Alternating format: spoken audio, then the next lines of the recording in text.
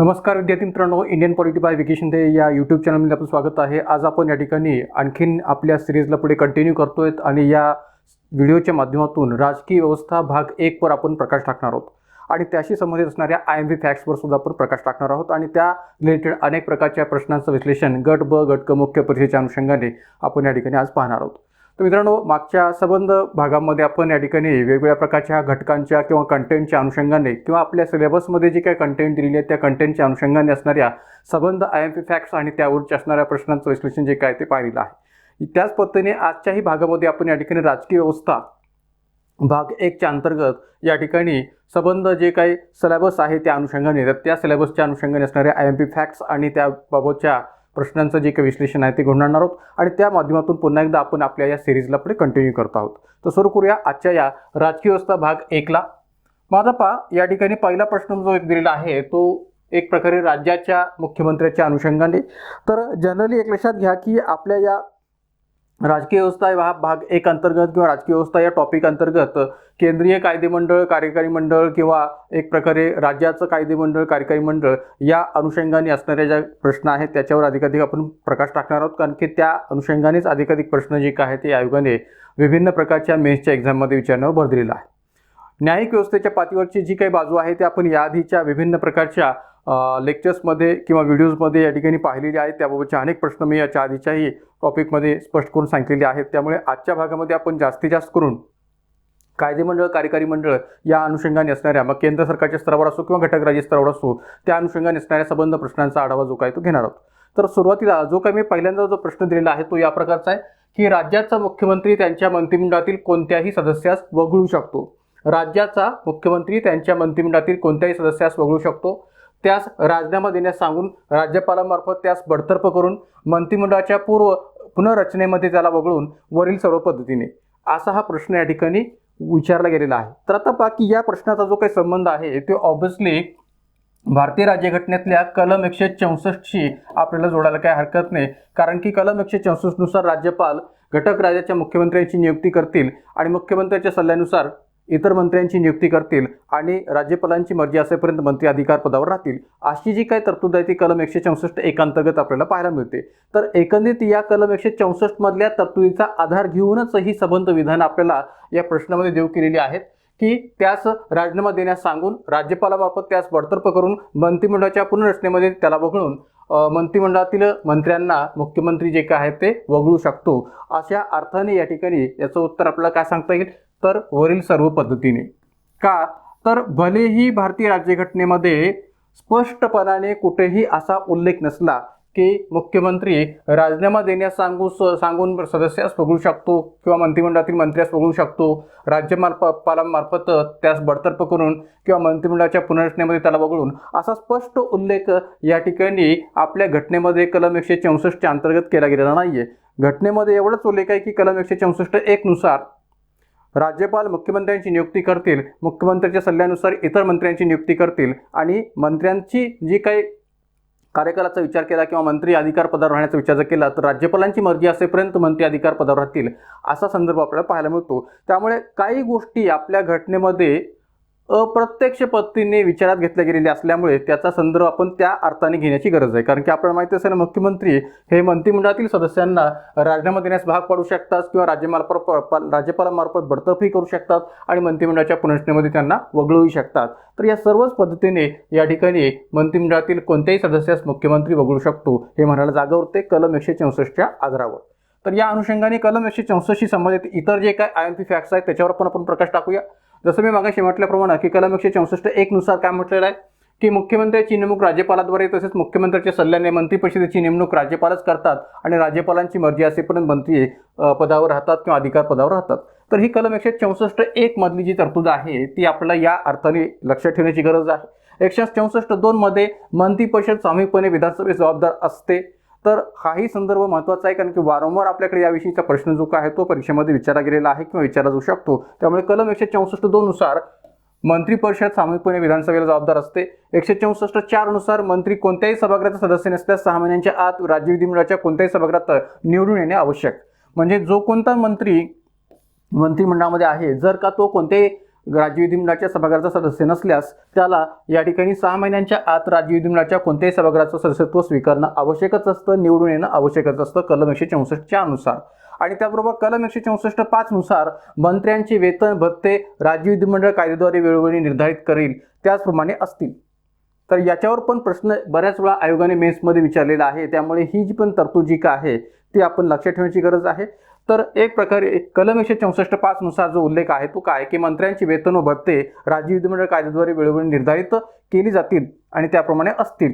आणखीन एक गोष्ट इथं लक्षात ठेवा की ज्याच्यावर सुद्धा प्रश्न याआधी विचारला गेलाय, प्रमाण कमी आहे विचारण्याचं पण विचारला गेलेला आहे की महाराष्ट्राच्या एकंदरीत मुख्यमंत्र्यांचं जे निवासस्थान आहे त्या निवासस्थानाचं नाव आपल्याला माहीत असेल ते आहे वर्षा. पण हे वर्षा हे नाव किंवा वर्षा हे जे काही मुख्यमंत्र्यांचं निवासस्थान आहे या मुख्यमंत्र्यांच्या निवासस्थानाचं हे वर्षा हे नाव कधीपासून या ठिकाणी विचार घेतला गेलेला आहे तर मुख्यमंत्री वसंतराव नाईक जेव्हा होते तेव्हापासून आपल्याकडे वर्षा हे महाराष्ट्राच्या मुख्यमंत्र्यांच्या निवासस्थानाचं नाव पडलेलं आहे. म्हणून वर्षा हे नाव वसंतराव नाईक मुख्यमंत्री असताना ठेवले गेले हेही इथं आपल्याला लक्षात ठेवण्याची गरज आहे, कारण की याही अनुषंगाने कधी कधी प्रश्न आयोगाकडून विचारला गेलेला आहे. जाऊया पुढच्या प्रश्नाकडे. पहा, पुढचा प्रश्न जो आहे तो या ठिकाणी विचारला गेला आहे तो सर्वोच्च न्यायालयाने विविध खटल्यांमध्ये राष्ट्रपतींच्या दयेच्या अधिकाराचे परीक्षण करून काही तत्वे प्रस्तुत केली आहेत. आता हा प्रश्न या ठिकाणी राष्ट्रपतींच्या दयेच्या अधिकाराच्या दृष्टिकोनातून विचारला गेलेला आहे. ऑब्व्हियसली आपल्याला दयेचा अधिकार म्हटलं की राष्ट्रपतींच्या बाबतीतचा की आपल्याला आठवलं पाहिजे कलम 72. कलम 72 नुसार राष्ट्रपतींच्या दयेच्या अधिकाराची चर्चा भारतीय राज्यघटनेमध्ये केलेली आहे. पण प्रश्न जो विचारला गेलाय तो दयेच्या अधिकाराविषयीच विचारलेला आहे. पण इथं या आधी संदर्भ काय वापरलाय पहा की सर्वोच्च न्यायालयाने विविध खटल्यांमध्ये राष्ट्रपतीच्या दयेच्या अधिकाराचे परीक्षण करून काही तत्वे प्रस्तुत केली आहेत. तर सर्वोच्च न्यायालयाने जी काही विविध खटल्यांमध्ये दयेच्या अधिकारासंबंधीची मतं मांडलेली आहेत किंवा जी काही परीक्षण केलेलं आहे त्या आधारावर आपल्याला हे सर्व पर्याय विचारात घेऊन त्याचं उत्तर शोधायचं आहे. माझा पहा, दया याचना करणाऱ्या अर्जदाराला राष्ट्रपतीद्वारे मौखिक सुनावणी करण्याचा हक्क नाही. राष्ट्रपती नव्याने पुरावे तपासू शकत नाहीत. राष्ट्रपतीने या अधिकाराचा वापर आपल्या विवेकाधीन अधिकाराने करावा. राष्ट्रपती आपल्या आदेशाबाबत खुलासा करण्यास बांधील नाहीत. राष्ट्रपती त्यांना वाटणाऱ्या अनावश्यक कठोर शिक्षेपासून मुक्तता तर देतीलच, पण स्पष्ट चुकांपासूनही दोषमुक्त करू शकतील. वरीलपैकी कोणते विधान बरोबर नाहीत? बरोबर नाहीत याचा अर्थ काय तर चूक आहेत. आपल्याला चुकीची विधाने शोधायची आहेत. वरीलपैकी कोणते विधाने बरोबर नाहीत? ए, बी, सी, बी आणि सी, फक्त डी आणि डी आणि ई. माझा एक एक विधान आपण या अनुषंगाने पाहूया की जी सर्वोच्च न्यायालयाने परीक्षेने नोंदवलेली आहेत राष्ट्रपतींच्या दयेच्या अधिकाराविषयी त्या अनुषंगाने असणारी ही विधान आहेत की दया याचना करणाऱ्या अर्जदाराला राष्ट्रपतीद्वारे मौखिक सुनावणी म्हणजे जशी आपल्याकडे उच्च सर्वोच्च न्यायालयात मौखिक सुनावणी होते त्या पद्धतीने या राष्ट्रपतींच्या दयेच्या अर्जाच्या बाबतीत मौखिक सुनावणी होते का तर होत नाही. म्हणून दया याचना करणाऱ्या अर्जदाराला राष्ट्रपतीद्वारे मौखिक सुनावणी करण्याचा हक्क नाही हे विधान कसं आहे? बरोबर आहे. कारण की आपल्याकडे राष्ट्रपतींकडे दयेचा अर्ज पाठवल्यानंतर त्याविषयी कोणत्याही प्रकारे मौखिक सुनावणी घेण्याबाबतचा हक्क तुम्ही मागू शकत नाही किंवा हक्क तसा घटनेने दिला नाहीये. तर त्यामुळे हे विधान बरोबर आहे. राष्ट्रपती नव्याने पुरावे तपासू शकत नाहीत म्हटलेले आहे, पुरावे तपासू शकत नाहीत, तर हे विधान या ठिकाणी चुकीचं आहे. का तर राष्ट्रपती एक प्रकारे या दयेच्या अधिकाराचा वापर करत असताना नवीन पद्धतीने नव्याने पुराव्यांची तपासणी करू शकतात. पुराव्यांची तपासणी या ठिकाणी करू शकतात. का करू शकतात? कारण की त्यांचा तो स्वतंत्र असा अधिकार आहे. कारण की तो त्यांचा पूर्णपणाने न्यायिक क्षेत्रापासूनचा स्वतंत्र असा अधिकार आहे. असं नाही की या ठिकाणी सर्वोच्च न्यायालयाच्या वरचं अपील म्हणून राष्ट्रपतीकडे दयेचा अर्ज केला जातो किंवा राष्ट्रपती हे अपील न्यायालय म्हणून काम करतं का? नाही. तर पूर्णपणे राष्ट्रपतींचा हा दयेचा अधिकार हा स्वतंत्र अधिकार आहे आणि म्हणून राष्ट्रपतींना या ठिकाणी नव्याने पुरावे तपासता येऊ शकतात, तपासण्याचा अधिकार असतो. पण इथं पुरावे तपासू शकत नाहीत असा उल्लेख केलेला असल्यामुळे हे बी विधान चुकीचं आहे. राष्ट्रपतीने या अधिकाराचा वापर आपल्या विवेकाधीन अधिकाराने करावा. हा जो शब्द इथं वापरला गेला पहा, विवेकाधीन अधिकाराने करावा, तर विवेकाधीन अधिकाराने नव्हे तर स्वेच्छा अधिकाराने करावा हे म्हणणं बरोबर आहे. स्वेच्छा अधिकाराने करावा असं म्हणणं बरोबर आहे. इथं विवेकाधीन अधिकाराने असं म्हटलेलं आहे. म्हणजे एक प्रकारे या ठिकाणी राष्ट्रपती या अधिकाराचा वापर विवेकाधिकाराने करतात का तर नाही, स्वेच्छा अधिकाराने करतात, निरंकुश अधिकाराने करतात. आता स्वेच्छा अधिकार म्हणजे कसा, तर इथं न्यायालयाचं त्यांच्या त्या अधिकारावर नियंत्रण नसतं, किंबहुना राष्ट्रपतींच्या या स्वेच्छा अधिकारावर न्यायालय हस्तक्षेप करू शकत नाही. राष्ट्रपती जो काही दयेच्या अधिकाराच्या माध्यमातून निर्णय घेतील त्याबाबत सर्वोच्च न्यायालय कसल्याही प्रकारचा हस्तक्षेप करू शकत नाही, किंवा एक प्रकारे त्यांच्या निर्णयामध्ये कोणत्याही प्रकारचा हस्तक्षेप करू शकत नाही. आणि म्हणून तो त्यांचा पूर्णपणाने स्वेच्छाधिकार आहे. तो विवेकाधिकारावर त्यांनी निर्णय घ्यावा असं म्हणता येऊ शकत नाही. आणि म्हणून या ठिकाणी हेही विधान चुकीचं आहे की राष्ट्रपतींनी या अधिकाराचा वापर आपल्या विवेकाधीन अधिकाराने करावा असं म्हणणं कारण चुकीचं आहे. स्वेच्छाधिकाराने ते करत असतात. विशेष म्हणजे आता विवेकाधीनचा अर्थ जो काय आहे तो वेगळ्या पद्धतीने घेणं गरजेचं आहे. विवेकाधीन म्हणजे कसं, सत्सक विवेक बुद्धीने परिस्थितीला अनुसरून. पण इथं या ठिकाणी राष्ट्रपतींचा हा अधिकार जो काय आहे तो परिस्थितीला अनुसरून विचार घेण्याचा भाग नाहीये. आपल्याकडे जेव्हा एखाद्या सरकारचं बहुमत गडगडतं किंवा एखाद्या सरकारनं आपलं बहुमत गमावलेलं असेल तर अशा वेळेस नवीन कोणत्या राजकीय पक्षाला सरकार स्थापन करण्याची संधी द्यायची का एक प्रकारे लोकसभा बरखास्त करायची याविषयीचा निर्णय जो काय तो राष्ट्रपती स्वतःच्या सत्सक बुद्धीने घेऊ शकतात. पण इथं या ठिकाणी त्या पद्धतीने निर्णय घ्यायचा आहे का विवेकाधिकारीन अधिकाराच्या दृष्टीने किंवा सत्सक विवेक बुद्धीने किंवा सत्सक विवेक अधिकाराने, तर नाहीये. तर ह्या पूर्णपणाने स्वेच्छाधिकाराने निर्णय घ्यायचा आहे. आणि म्हणून या ठिकाणी तो निरंकुश अधिकार आहे. त्यांच्या या अधिकारावर सर्वोच्च न्यायालय हस्तक्षेप करू शकत नाही. आणि म्हणून या ठिकाणी स्वेच्छाधिकार असा शब्द वापरणं योग्य आहे. इथं विवेकाधीन अधिकाराने करावा असा शब्द वापरलेला असल्यामुळे हे विधान चुकीचं आहे. राष्ट्रपती आपल्या आदेशाबाबत खुलासा करण्यास बांधील नाहीत, तर हे विधान बरोबर आहे की राष्ट्रपती आपल्या आदेशाबाबत खुलासा करण्यास बांधील नाहीत. कोणत्या आदेशाबाबत, की समजा एखाद्या गुन्हेगाराने राष्ट्रपतीकडे जर दयेचा अर्ज केलेला असेल आणि जर का राष्ट्रपतींनी तो दयेचा अर्ज फेटाळला असेल, जर एखाद्या गुन्हेगाराने राष्ट्रपतीकडे दयेचा अर्ज केलेला असेल आणि राष्ट्रपतींनी जर तो आदेश अर्ज जो काय तो त्याचा फेटाळला असेल, त्याचा दयेचा अर्ज जो काय तो फेटाळला असेल, तर अशा वेळेस राष्ट्रपतींना त्यांनी तो त्या गुन्हेगाराचा दयेचा अर्ज का फेटाळला आहे याचा खुलासा करण्याचं त्यांच्यावर बंधन नसतं. म्हणून या ठिकाणी हे म्हणणं बरोबर आहे की राष्ट्रपती आपल्या आदेशाबाबत खुलासा करण्यास बांधील नाहीत. की जो कोणी गुन्हेगार त्याच्याकडे दयेचा अर्ज करतो त्या दयेच्या अर्जाला जर राष्ट्रपतींनी फेटाळला असेल तर त्यांनी तो अर्ज का फेटाळला आहे याचं स्पष्टीकरण, याचा खुलासा करण्याचं बंधन त्यांच्यावर नाहीये. म्हणून या ठिकाणी डी विधान बरोबर आहे. राष्ट्रपती त्यांना वाटणाऱ्या अनावश्यक कठोर शिक्षेपासून मुक्तता तर देतीलच, पण स्पष्ट चुकांपासूनही दोषमुक्त करू शकतील. हेही विधान बरोबर आहे की जेव्हा राष्ट्रपती दयेच्या अर्जावर विचार करत असतात तेव्हा ते त्यांना वाटणाऱ्या अनावश्यक कठोर शिक्षेपासून त्या गुन्हेगाराला मुक्तता देऊ शकतात. एवढंच नव्हे तर जे काही पुराव्यांची ते नव्याने तपासणी करत असतात तर त्या पुराव्यांमध्ये जर काही चुका आढळल्या, जर का त्या पुराव्यांच्या पातळीवर स्पष्ट चुका या ठिकाणी आढळलेल्या असतील तर त्या चुकांपासूनही ते दोषमुक्त करू शकतील. म्हणजे पुराव्यातले असणारे दोष, पुराव्यातले असणाऱ्या चुका यापासूनही त्याला ते मुक्त करू शकतील असं म्हणणं सुद्धा बरोबर आहे. आणि म्हणून या ठिकाणी ई पण विधान बरोबर आहे. आपल्याला काय विचारलं होतं की वरीलपैकी कोणती विधाने बरोबर नाहीत म्हणजे चूक आहेत, तर फक्त दोनच विधाने चूक आहेत, ते म्हणजे बी आणि सी. आणि म्हणून उत्तर आपल्याला सांगता येईल पर्याय क्रमांक 2 बी आणि सी. मग आता या अनुषंगाने कलम 72 शी रिलेटेड असणाऱ्या ज्या काही सर्वोच्च न्यायालयाच्या निर्णयावरच्या आधारित जी काही परीक्षणं किंवा मतं आहेत या कलम 72च्या अनुषंगाने त्याचाही उलगडा आपण इथं पुढे करूया. माझा पहा, कलम 72च्या अनुषंगाने या ठिकाणी कलम 72 मधली जी तरतूद आहे ती काय, की राष्ट्रपतींना न्यायालयाने दिलेला शिक्षादेश हा मृत्यू शिक्षादेश असेल किंवा संघ कायद्याविरुद्ध केलेल्या अपराधाबद्दल दिलेला असेल तर अशा अपराधाबद्दल दोषी असलेल्या व्यक्तीला शिक्षेबद्दल क्षमादान करण्याचा, शिक्षा तहकुबी देण्याचा, सूट देण्याचा, शिक्षादेश निलंबित करण्याचा, त्यात सूट देण्याचा, त्यात तो सौम्य करण्याचा अधिकार आहे. तर कलम 72 मधली जी तरतूद आहे ती या सर्व अंगाने आपल्याला या पद्धतीने स्पष्ट करता येईल. ती पण आपण चांगल्या पद्धतीने लक्षात ठेवूया की नेमकं दयेच्या अधिकाराखाली कोणकोणत्या रचनातून राष्ट्रपती आपल्या अधिकाराचा वापर करू शकतात. त्याचबरोबर राष्ट्रपतींचा दयेचा हा अधिकार लष्करी न्यायालयाने दिलेल्या शिक्षेत सुद्धा लागू पडतो किंवा कोर्ट मार्शलच्या प्रकरणात सुद्धा लागू होतो. त्याचबरोबर राष्ट्रपती या अधिकाराचा वापर करताना नवीन पुराव्यांची तपासणी करू शकतात. तसेच पुराव्यातील दोषांवरून देखील शिक्षेमध्ये दिलासा देऊ शकतात. म्हणजे जो काही संदर्भ आपण मगाशी पर्याय क्रमांक ई मध्ये पाहिला की जे काही पुराव्यामध्ये दोष आहेत, पुराव्यात चुका आहेत, स्पष्ट चुका आहेत, त्यातून सुद्धा ते दिलासा देऊ शकतात. त्याचा उल्लेख इथं आहे की पुराव्यातील दोषावरून देखील शिक्षेमध्ये दिलासा देऊ शकतात. राष्ट्रपतींचा हा अधिकार न्यायमंडळापेक्षा स्वतंत्र आहे.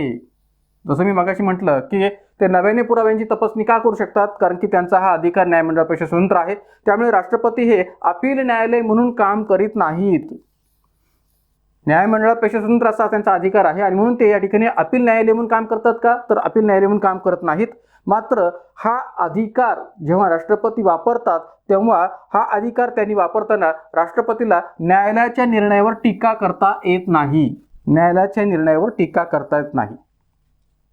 म्हणजे दोन गोष्टी इथं महत्त्वाच्या आहेत की राष्ट्रपती यांचा हा जो काही दयेचा अधिकार आहे तो न्यायमंडळापेक्षा पूर्णपणे स्वतंत्र आहे आणि त्यामुळे राष्ट्रपती इथं अपील न्यायालय म्हणून काम करतात का, तर नाही. त्याचबरोबर राष्ट्रपतींना ह्या प्रकारचा अधिकार वापरत असताना न्यायालयाच्या निर्णयावर टीकाही करता येत नाही.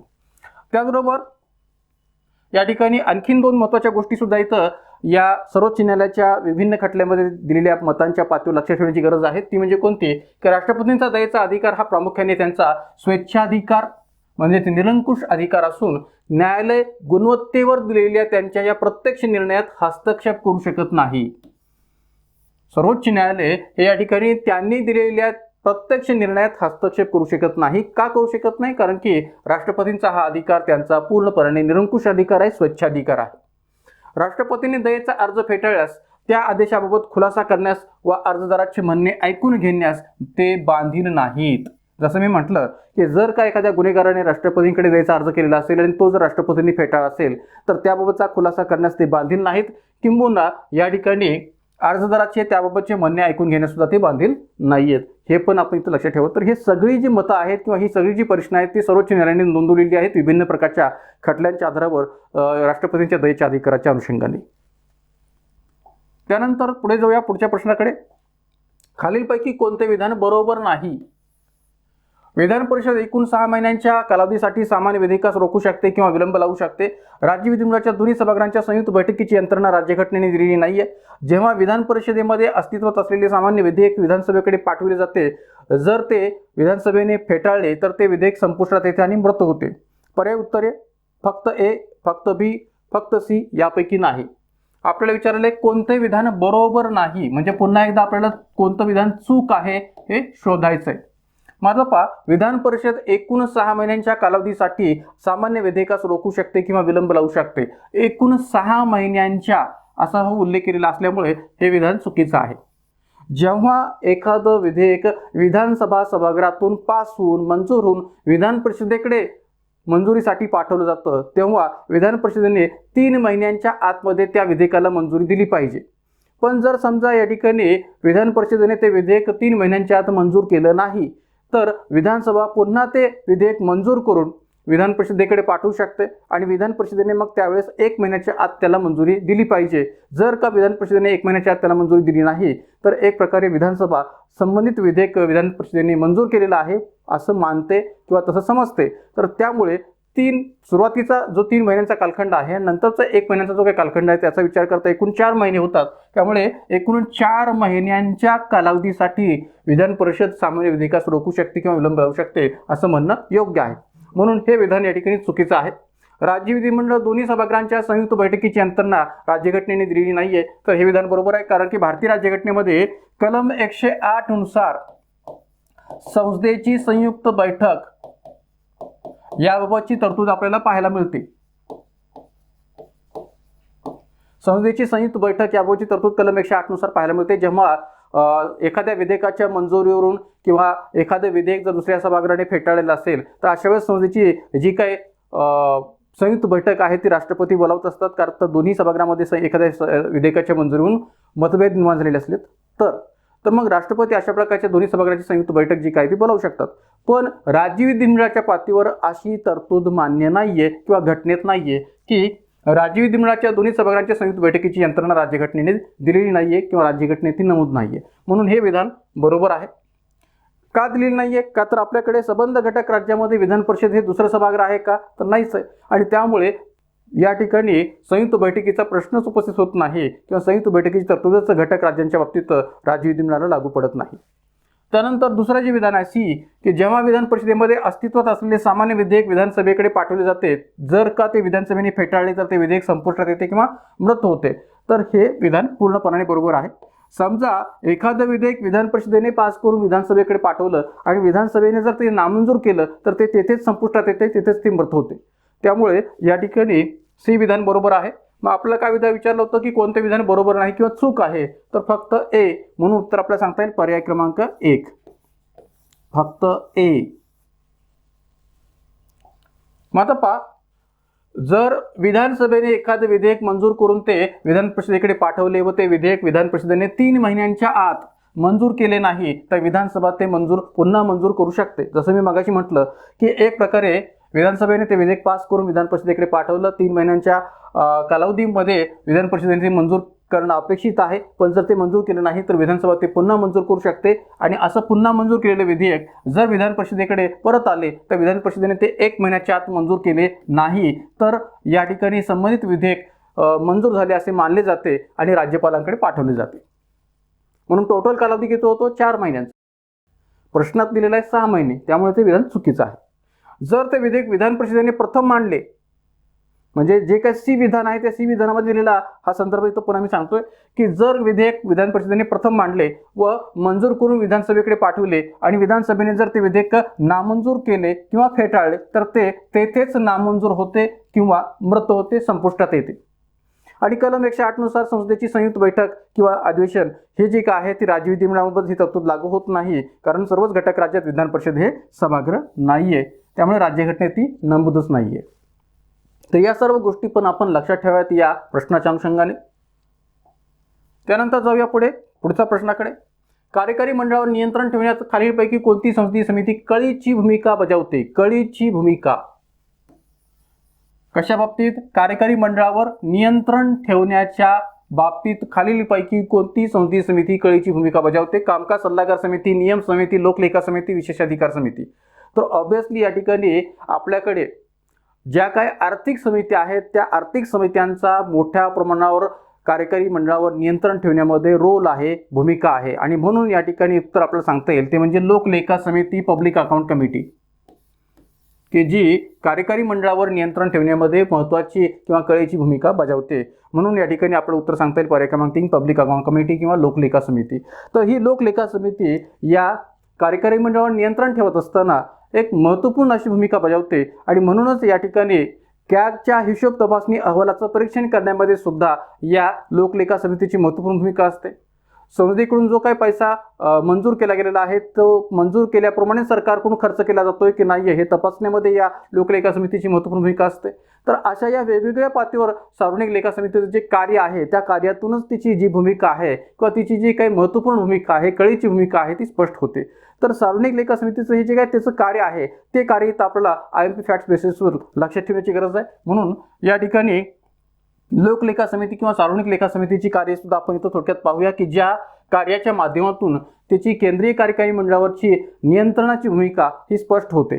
तर त्यामध्ये पहिल्यांदा आपल्याला सांगता येईल की कॅगने केंद्र शासनाच्या आर्थिक व्यवहारासंबंधी पाठवलेल्या हिशोब तपासणी अहवालाचे परीक्षण करणे हे महत्त्वपूर्ण कार्य या लोकलेखा किंवा सार्वजनिक लेखा समितीला पार पाडावं लागतं. की कॅगकडून जो काही अहवाल केंद्र सरकारच्या आर्थिक व्यवहारासंबंधी पाठवला जातो त्या संबंधित अहवालाची हिशोब तपासणी अहवालाचं योग्य पद्धतीने परीक्षण करणे.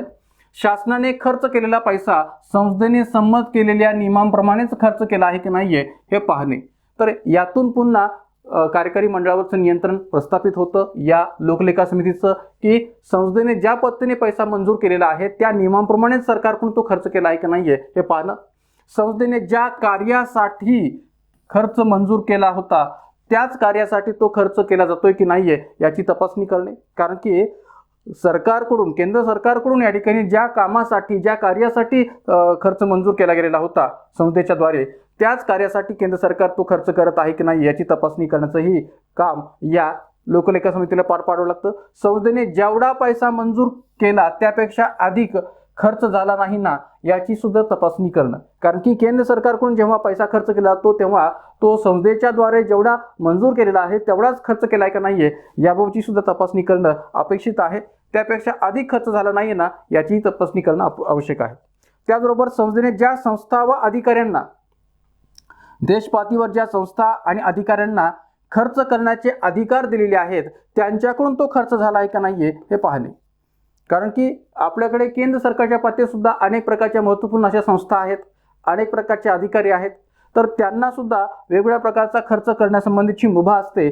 पण संस्थेने ज्या संस्था आणि अधिकाऱ्यांना खर्च करण्याचे अधिकार दिले आहेत त्यांच्याकडून तो खर्च योग्य पद्धतीने केला आहे किंवा नाही हे पाहण्याची जबाबदारी सुद्धा लोकलेखा समितीची असते. आणि म्हणून या ठिकाणी या सर्व अर्थाने केंद्रीय कार्यकारी मंडळावर नियंत्रण ठेवण्यामध्ये ही जी काही समिती आहे ती कळीची भूमिका किंवा महत्त्वपूर्ण भूमिका पार पाडते असं म्हणत जागा होते. आणि म्हणून या सर्व IMP फॅक्ट बेसिसवर लोकलेखा समितीची असणारी कार्य किंवा भूमिका ही केंद्रीय कार्यकारी मंडळावर नियंत्रण ठेवण्याच्या बाबतीत कशी आहे हे आपल्याला स्पष्ट करता येऊ शकेल. जाऊया पुढच्या प्रश्नाकडे. राज्यपाल पदाबाबत खालील विधाने विचारात घ्या. राज्यपालांची नियुक्ती राष्ट्रपतीकडून केली जाते. राज्यपाल पदाचा कार्यकाळ 5 वर्ष आहे, परंतु राष्ट्रपतीची मर्जी असेपर्यंत ते पदावर राहतात. राज्यपालाला कार्यकाळाची हमी नाही. राष्ट्रपतींच्या मर्जीला न्यायालयात आव्हान देता येत नाही. वरीलपैकी कोणते किंवा कोणती विधाने बरोबर आहे किंवा आहेत? A आणि B, B, C आणि D, A, B आणि C वरील सर्व. माझं पहा, राज्यपालांची नियुक्ती राष्ट्रपतीकडून केली जाते. कलम 155 नुसार या ठिकाणी हे विधान बरोबर आहे असं म्हणायला जागा उरते. राज्यपाल पदाचा कार्यकाळ 5 वर्ष आहे, परंतु राष्ट्रपतीची मर्जी असेपर्यंत ते पदावर राहतात. हेही विधान या ठिकाणी कलम 156 नुसार जर विचार केला, राज्यपालांच्या कार्यकालाबाबतची तरतूद कलम 156 मध्ये आहे, त्या अनुषंगाने विचार केला तर ते बरोबर आहे. राज्यपालाला कार्यकाळाची हमी नाही हे विधान बरोबर आहे. राष्ट्रपतींच्या मर्जीला न्यायालयात आव्हान देता येत नाही हेही या ठिकाणी बरोबर आहे, कारण की राष्ट्रपतींची मर्जी ही न्यायप्रविष्ट नाही आहे, त्यामुळे या ठिकाणी त्यांच्या त्या मर्जीला न्यायालयात आव्हान देता येत नाही हेही म्हणणं बरोबर आहे. म्हणून कोणती विधाने बरोबर आहेत तर वरील सर्व. उत्तर पर्याय क्रमांक 4 आपल्याला देता येईल. ही सर्व विधाने भारतीय राज्यघटनेच्या कलम 155 आणि कलम 156 शी रिलेटेड आहेत. तर त्या अनुषंगाने कलम 155 आणि 156 च्या अंतर्गत जी काही IMP फॅक्ट्स आहेत त्या IMP फॅक्ट्सला सुद्धा आपण या ठिकाणी विचार घेण्याची गरज आहे, ती आपण लक्षात ठेवण्याची गरज आहे. कोणती ते आपण पुढे पाहूया. मात्र पहा, कलम 155 नुसार राज्यपालांची नेमणूक राष्ट्रपती करतात. नियुक्ती कलम 156 नुसार राज्यपालांचा कार्यकालाबाबतचा तरतूद आहे आणि या कार्यकालामध्ये या तरतुदीच्या या संबंध गोष्टी आपण महत्त्वाच्या लक्षात ठेवण्याची गरज आहे. मग विशेषतः राज्यपाल राष्ट्रपतीची मर्जी असेपर्यंत पदावर राहू शकतात. राष्ट्रपतीची मर्जी असेपर्यंत. मात्र सर्वसामान्यपणे राज्यपालांचा कार्यकाल किती असतो तर 5 वर्ष असतो. सर्वसामान्यपणे राज्यपाल पदाचा कार्यकाल 5 वर्ष असतो, परंतु दुसरी व्यक्ती पद स्वीकारेपर्यंत राज्यपाल आपल्या पदावर राहू शकतात. म्हणजे जी पहिली व्यक्ती राज्यपाल पदावर आहे ती व्यक्ती या ठिकाणी आपला 5 वर्षांचा कार्यकाल जरी संपलेला असला तरी दुसरी व्यक्ती पदावर येईपर्यंत किंवा पद धारण करीपर्यंत, पद स्वीकारेपर्यंत आपल्या पदावर राहू शकतात. राज्यपाल स्वतःहून राष्ट्रपतीकडे राजीनामा देऊ शकतात. राष्ट्रपती राज्यपालांना पदावरून दूर करू शकतात. पदावरून बडतर्फ करण्याचा अधिकार राष्ट्रपतींना असतो, कारण की शेवटी राज्यपालांचा कार्यकाळ राष्ट्रपतीच्या मर्जीवर अवलंबून असल्यामुळे राष्ट्रपती राज्यपालांना पदावरून बडतर्फ करू शकतात, दूर करू शकतात. आणि विशेष म्हणजे राष्ट्रपतींची मर्जी न्यायप्रविष्ट नाही आहे, त्या बाबतीत न्यायालयात आव्हान देता येत नाही. एवढंच नाही तर राष्ट्रपती राज्यपाल असं त्याच घटक राज्यात किंवा इतर घटक राज्यात या ठिकाणी नियुक्ती किंवा बदली करू शकतात. म्हणजे एखाद्या व्यक्तीला राष्ट्रपती त्याच घटक राज्यात राज्यपाल म्हणून नियुक्ती पुन्हा एकदा देऊ शकतात, पुनर्नियुक्ती देऊ शकतात, किंवा दुसऱ्या घटक राज्यामध्ये त्यांची राज्यपाल म्हणून सुद्धा बदली करू शकतात. तर त्यामुळे राष्ट्रपती राज्यपालास त्याच घटक राज्यात वा इतर घटक राज्यात राज्यपाल म्हणून पुनर्नियुक्ती देऊ शकतात. उदाहरणार्थ डॉक्टर PC अलेक्झांडर के जे महाराष्ट्रात सलग 10 वर्ष राज्यपाल म्हणून कार्यरत होते. 1993 ते 2002 या कालखंडामध्ये सलग 10 वर्ष महाराष्ट्रात राज्यपाल म्हणून ते कार्यरत होते. मित्रांनो, या बाबतीत बऱ्याच वेळा प्रश्न आयोगाने विचारलेला आहे, त्यामुळे डॉक्टर PC अलेक्झांडर यांचं नाव आपण विसरता कामा नये एक IMP फॅक्ट्स म्हणून. कारण की डॉक्टर PC अलेक्झांडर हे माजी प्रशासकीय अधिकारी राहिलेली व्यक्ती होती, एक IAS अधिकारी. इंदिरा गांधींच्या कालखंडामध्ये केंद्रीय गृहसचिव म्हणून त्यांनी भूमिका पार पाडलेली होती. राजीव गांधी सरकारच्या कालखंडामध्ये सुद्धा खूप महत्त्वपूर्ण भूमिका प्रशासकीय पातळीवर त्यांनी पार पाडली होती. तर त्यामुळे आणि महाराष्ट्राच्या आत्तापर्यंतच्या राज्यपालांच्या यादीमध्ये सर्वात चांगले आणि उत्तम राज्यपाल म्हणून ज्यांचं नाव घेतलं होतं ती व्यक्ती म्हणजे डॉक्टर PC अलेक्झांडर. तर अशा या डॉक्टर PC अलेक्झांडर यांचा कार्यकाल आहे सलग 10 वर्षे महाराष्ट्रामध्ये एक राज्यपाल म्हणून 1993 ते 2002.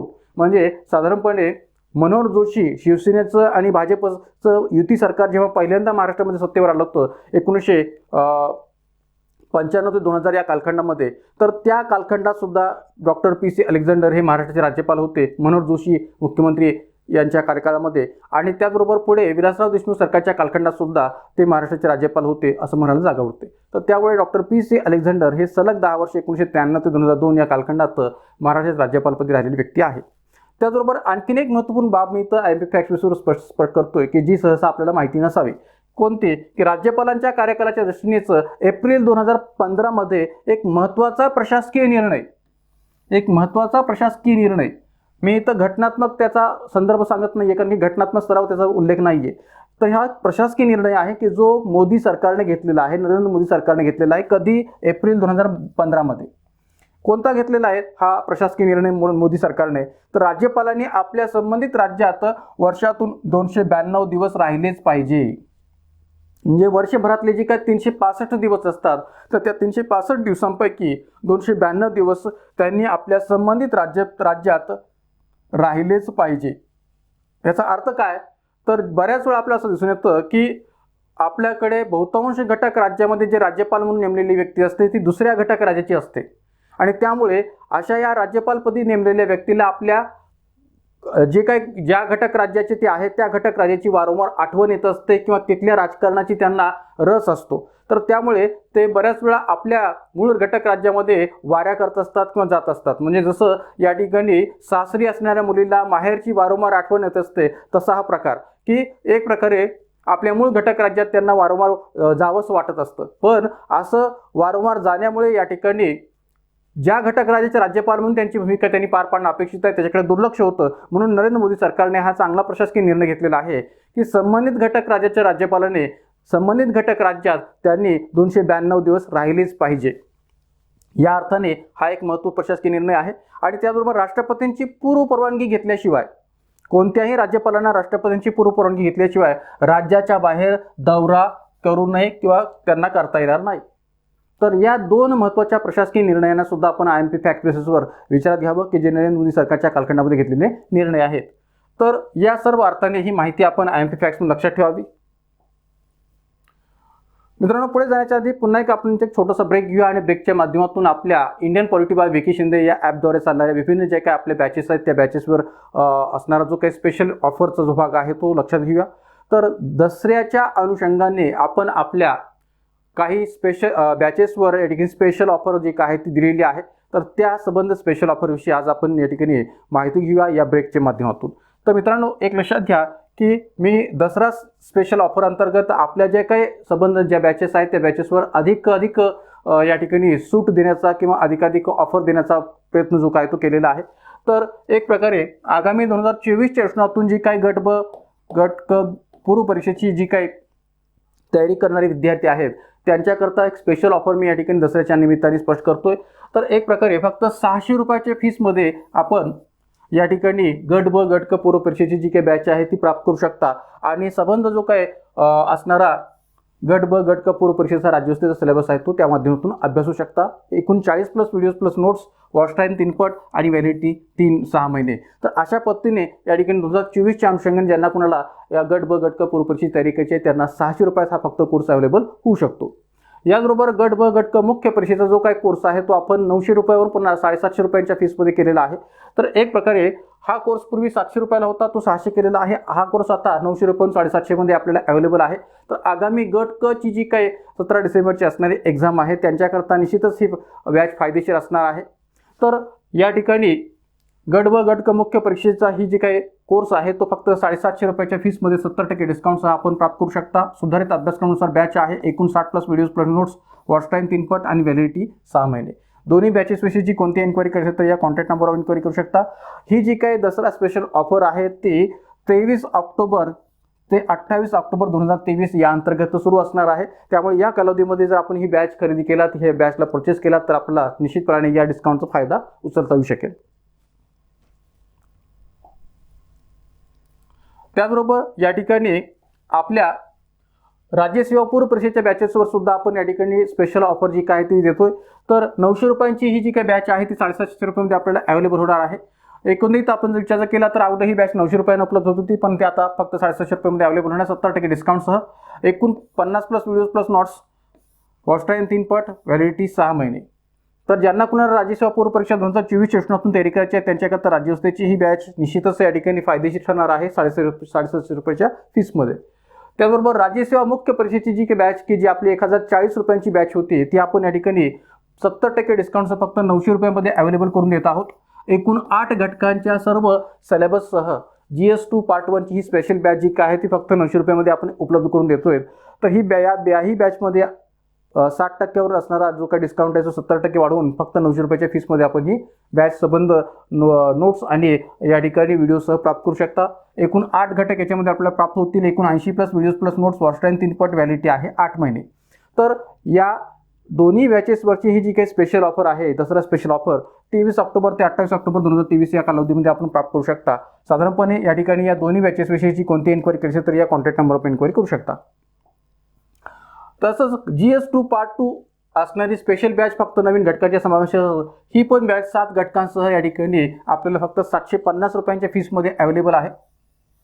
अगोदर ही 960 रुपयाच्या फीसची अवेलेबल बॅच होती, ती आता आपण कमी करून 70% डिस्काउंटसह या ठिकाणी 750 रुपयाच्या फीसमध्ये अवेलेबल करून देतो. यामध्ये एकूण 7 घटक आहेत आणि यामध्ये एकूण 70+ videos plus notes, watch time 3 पट, व्हॅलिडिटी आहे 8 महिने. तर एकंदरीत या ठिकाणी ही पण बॅच जी काय ती दसरा स्पेशल ऑफर अंतर्गत 23 ऑक्टोबर ते 28 ऑक्टोबर 2023 या कालावधीमध्ये आपण या डिस्काउंटसह प्राप्त करू शकता. याही बॅचबद्दल जर कोणती इन्क्वायरी करायची तर या कॉन्टॅक्ट नंबरवर इन्क्वायरी करू शकता. सर्व प्रकारच्या या बॅचेसला प्राप्त करण्यासाठी आपल्याला गुगल प्ले स्टोअर जाऊन आपलं जे काही ॲप आहे ते ॲप डाउनलोड करून घ्यावं लागेल आणि त्या माध्यमातून या सर्व प्रकारच्या बॅचेसला आपण प्राप्त करू शकता. तर गुगल प्ले स्टोअर जाऊन इंडियन पॉलिटी बाय एज्युकेशन ते हे ॲप डाउनलोड करून घ्या आणि या सर्व प्रकारच्या बॅचेसला प्राप्त करा. जाऊया पुढच्या प्रश्नाकडे. कोणत्या शिफारशीनुसार भ्रष्टाचार प्रतिबंधक कायदा 1988 आणि लोकपाल लोकायुक्त कायदा 2013 खाली उद्भवणाऱ्या खटल्यांची सुनावणी व निवाड्याकरता केंद्र सरकार विशेष न्यायालयांची स्थापना करू शकते? राष्ट्रपती, पंतप्रधान, सर्वोच्च न्यायालयाचे सरन्यायाधीश आणि लोकपाल कोणाच्या शिफारशीनुसार असं म्हटलेलं आहे. आता पहा की मित्रांनो, एक लक्षात घ्या की सुधारित अभ्यासक्रमामध्ये लोकपाल लोकायुक्त या टॉपिकचा उल्लेख जरी केलेला नसला तरी सुद्धा याविषयीचे प्रश्न विचारले जाऊ शकतात. असं नाही की नाही विचारले जाणार नाहीत. ज्या ज्या घटकांचा संदर्भ अगोदरच्या जुन्या असिस्टंट मेन्सच्या सिलेबसमध्ये होता त्याही बाबतीत या ठिकाणी प्रश्न नव्या सिलेबसमध्ये सुधारित सिलेबसमध्ये विचारले जाऊ शकतात. कारण की शेवटी न्याय व्यवस्था म्हटलं की सगळेच घटक त्यामध्ये येतात. सर्वोच्च न्यायालय येतं, उच्च न्यायालय येतं, दुय्यम न्यायालय येतं, लोकपाल येतं, लोकायुक्त येतं किंवा न्यायालयीन सक्रियता येतं, PIL येतं, सगळंच येतं. तर त्यामुळे आपल्याला त्या सगळ्या दृष्टीने तयारी ठेवणं हे गरजेचं आहे. विचारलंय काय इथं की कोणाच्या शिफारशीनुसार भ्रष्टाचार प्रतिबंधक कायदा 1988 आणि लोकपाल लोकायुक्त कायदा 2013 खाली उद्भवणाऱ्या खटल्यांची सुनावणी व निवाड्याकरता केंद्र सरकार विशेष न्यायालयांची स्थापना करू शकते? राष्ट्रपती, पंतप्रधान, सर्वोच्च न्यायालयाचे सरन्यायाधीश आणि लोकपाल. तर इथं जो काही या ठिकाणी लोकपाल लोकायुक्त कायदा 2013चा उल्लेख केलेला आहे त्या अनुषंगाने उत्तर जे काय आहे ते पर्याय क्रमांक 4 सांगता येईल. ते म्हणजे लोकपालाच्या शिफारशीनुसारच भ्रष्टाचार प्रतिबंधक कायदा 1988 आणि लोकपाल कायदा 2013 खाली उद्भवणाऱ्या खटल्यांची सुनावणी व निवाड्याकरता केंद्र सरकार विशेष न्यायालयाची स्थापना करू शकते.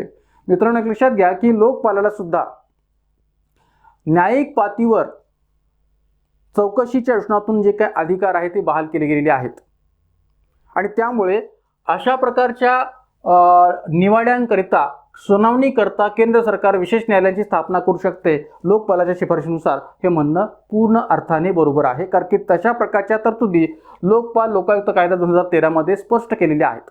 तर त्यामुळे लोकपाल लोकायुक्त 2013 या कायद्याच्या अंतर्गत लोकपालाला जे काही अधिकार बहाल केलेले आहेत त्या अधिकारांचा विचार करता केंद्र सरकार अशा प्रकारच्या सुनावणी किंवा निवाड्याकरता विशेष न्यायालयांची स्थापना करू शकते असं म्हणणं पूर्णपणाने बरोबर आहे. म्हणून लोकपालाच्या शिफारशीनुसार अशा प्रकारे केंद्र सरकार विशेष न्यायालयाची स्थापना करू शकते का? तर निश्चितपणाने ते बरोबर आहे. मग उत्तर आपलं सांगता येईल पर्याय क्रमांक 4 लोकपाल.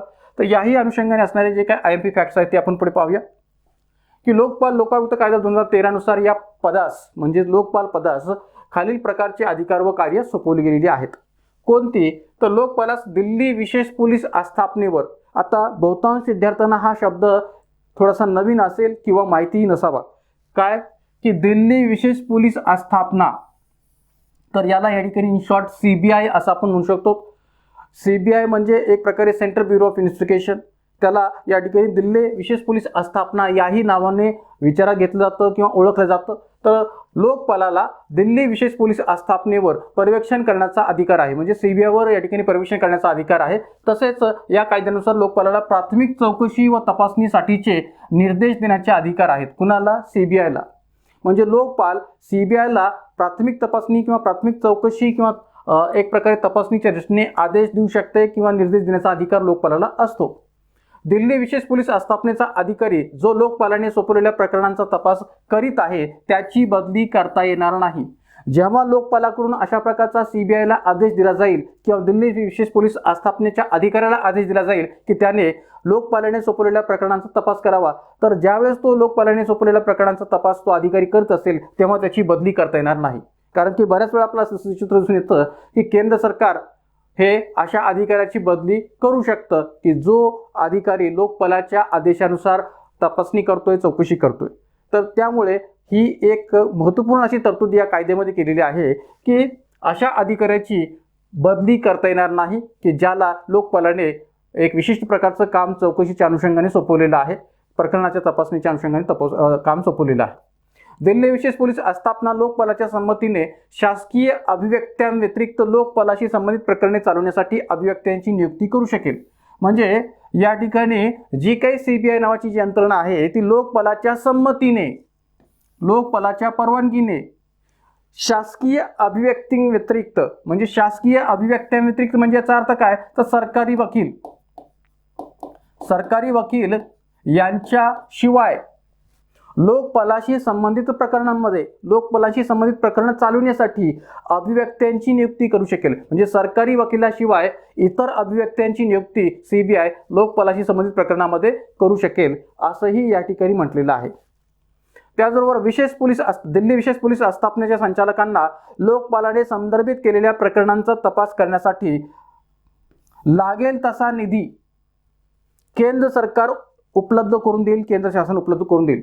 म्हणजे लोकपालाशी संबंधित प्रकरणांचा तपास करण्यासाठी, कुणाला तपास करण्यासाठी, तर सीबीआयच्या संचालकांना त्या संबंधित प्रकरणांचा तपास करण्यासाठी जो काही निधी या ठिकाणी आवश्यक आहे, जो काही पैसा अपेक्षित आहे तो या ठिकाणी केंद्र शासन उपलब्ध करून देईल. तशा प्रकारचा निधी जो काय तो केंद्र शासन उपलब्ध करून देऊ शकेल. म्हणजे ज्या लोकपालाच्या शिफारशीनुसार केंद्र सरकार विशेष न्यायालयाची स्थापना करू शकतं संबंधित निवाड्यांचा निकाल लावण्यासाठी, ते केंद्र सरकार लोकपालाशी संदर्भित प्रकरणांचा तपास करण्यासाठी निधी का देऊ शकणार नाही, निधी देऊ शकतं. आणि म्हणून या ठिकाणी केंद्र शासन असा निधी उपलब्ध करून देईल हेही त्यांच्या अधिकारामध्ये स्पष्ट केलेलं आहे. तर मी पुन्हा एकदा इथं आठवण करून देतो, दिल्ली विशेष पोलीस आस्थापना याचा अर्थ सीबीआय म्हणजे केंद्रीय अन्वेषण विभाग असा घेता येऊ शकतो.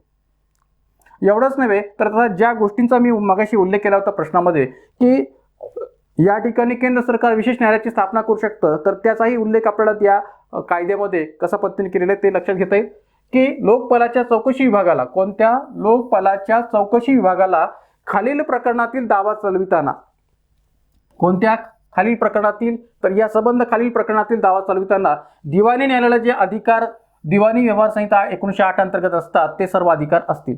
म्हणजे लोकपालाच्या चौकशी विभागाला हे सर्व प्रकारचे अधिकार असतील की जे दिवाणी न्यायालयाला असतात. कोणत्या प्रकरणाच्या बाबतीत, तर कोणत्याही व्यक्तीला बोलावणे व उपस्थित राहण्यासाठी बाध्य करणे, त्याला शपथेवर तपासणे असा न्यायिक अधिकार लोकपालाच्या चौकशी विभागाला असेल. की कोणत्याही व्यक्तीला बोलावणे, उपस्थित राहण्यासाठी बाध्य करणे, त्याला शपथेवर तपासणे, कोणताही दस्तावेज सादर करणे आणि शोधणे, शपथपत्रावर पुरावा स्वीकारणे, कोणतेही सार्वजनिक अभिलेख कोणत्याही न्यायालय किंवा कार्यालयातून मागविणे आणि साक्षीदाराची तपासणी किंवा दस्तावेज यांची तपासणी करण्यासाठी कमिशन जारी करणे.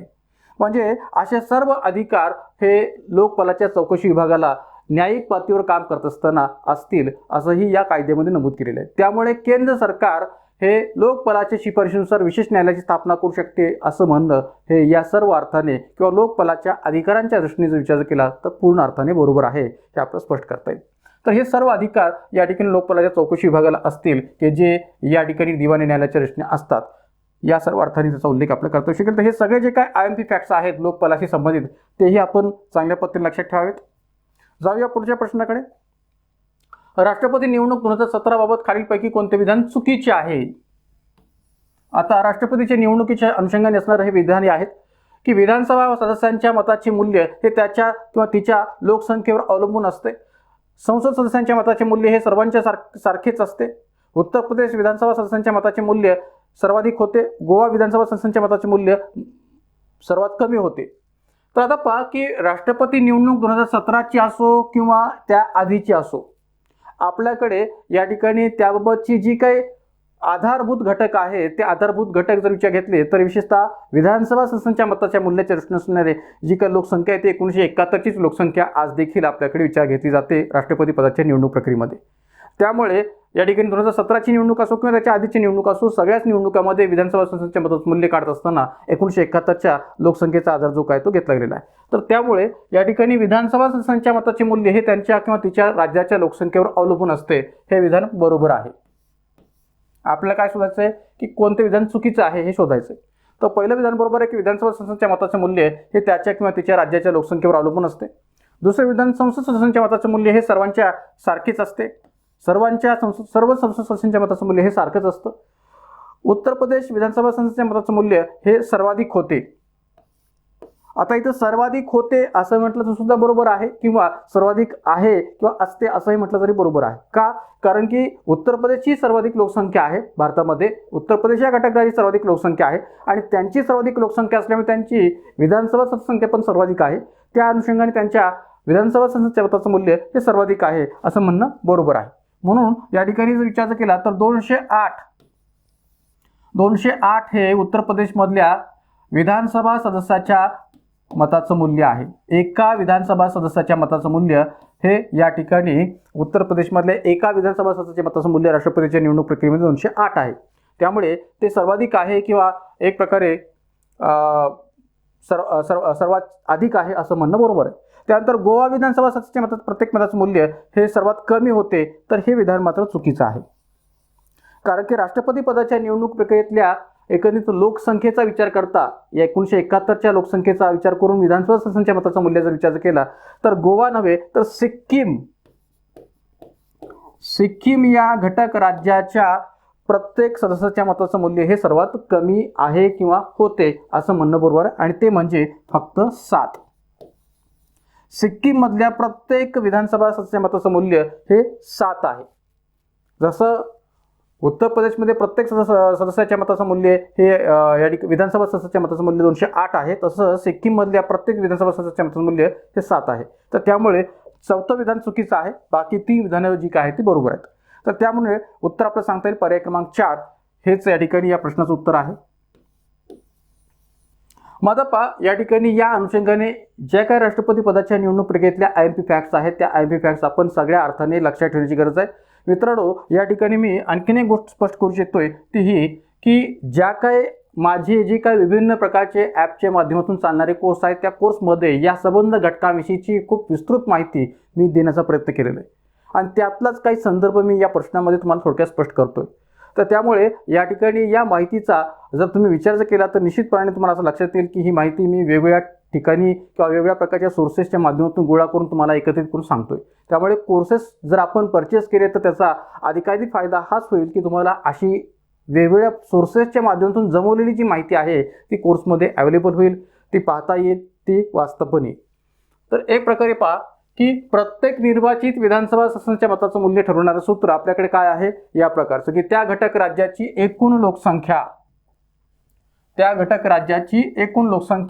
भागिले त्या घटक राज्यातील विधानसभेच्या निर्वाचित सदस्यांची एकूण संख्या गुणिले 1/1000. एक उदाहरण म्हणून या ठिकाणी दिलेलं आहे. हे उदाहरण पण आपल्या कोर्समध्ये तुम्हाला पाहायला मिळेल की एखाद्या घटक राज्याची लोकसंख्या समजा आपण पाहूया की 6 कोटी आहे भागिले 200 काय आहे तर त्या घटक राज्यातील विधानसभेच्या निर्वाचित सदस्यांची एकूण संख्या आहे आणि त्या घटक राज्याची एकूण लोकसंख्या आहे 6 कोटी गुणिले 1/1000 आणि या ठिकाणी गणितीय समीकरणानुसार जर विचार केला तर 3 कोटी भागिले 1 गुणिले पुन्हा 1/1000 त्या घटक राज्यातील प्रत्येक सदस्याच्या मताचं मूल्य किती आलं 300. तर या अर्थाने संबंधित घटक राज्याच्या विधानसभा सदस्याच्या मताचं मूल्य किती आलेलं आहे 300. पण प्रत्येक घटक राज्यातील विधानसभा सदस्यांच्या मताचं मूल्य हे सारखं येणार आहे का? नाहीये, तर वेगवेगळं येणार आहे. का? तर प्रत्येक घटक राज्याची लोकसंख्या वेगवेगळी आहे. म्हणजे तर पहा की काही घटक राज्यांची ठराविक मताची मूल्य मी इथे दिलेली आहेत.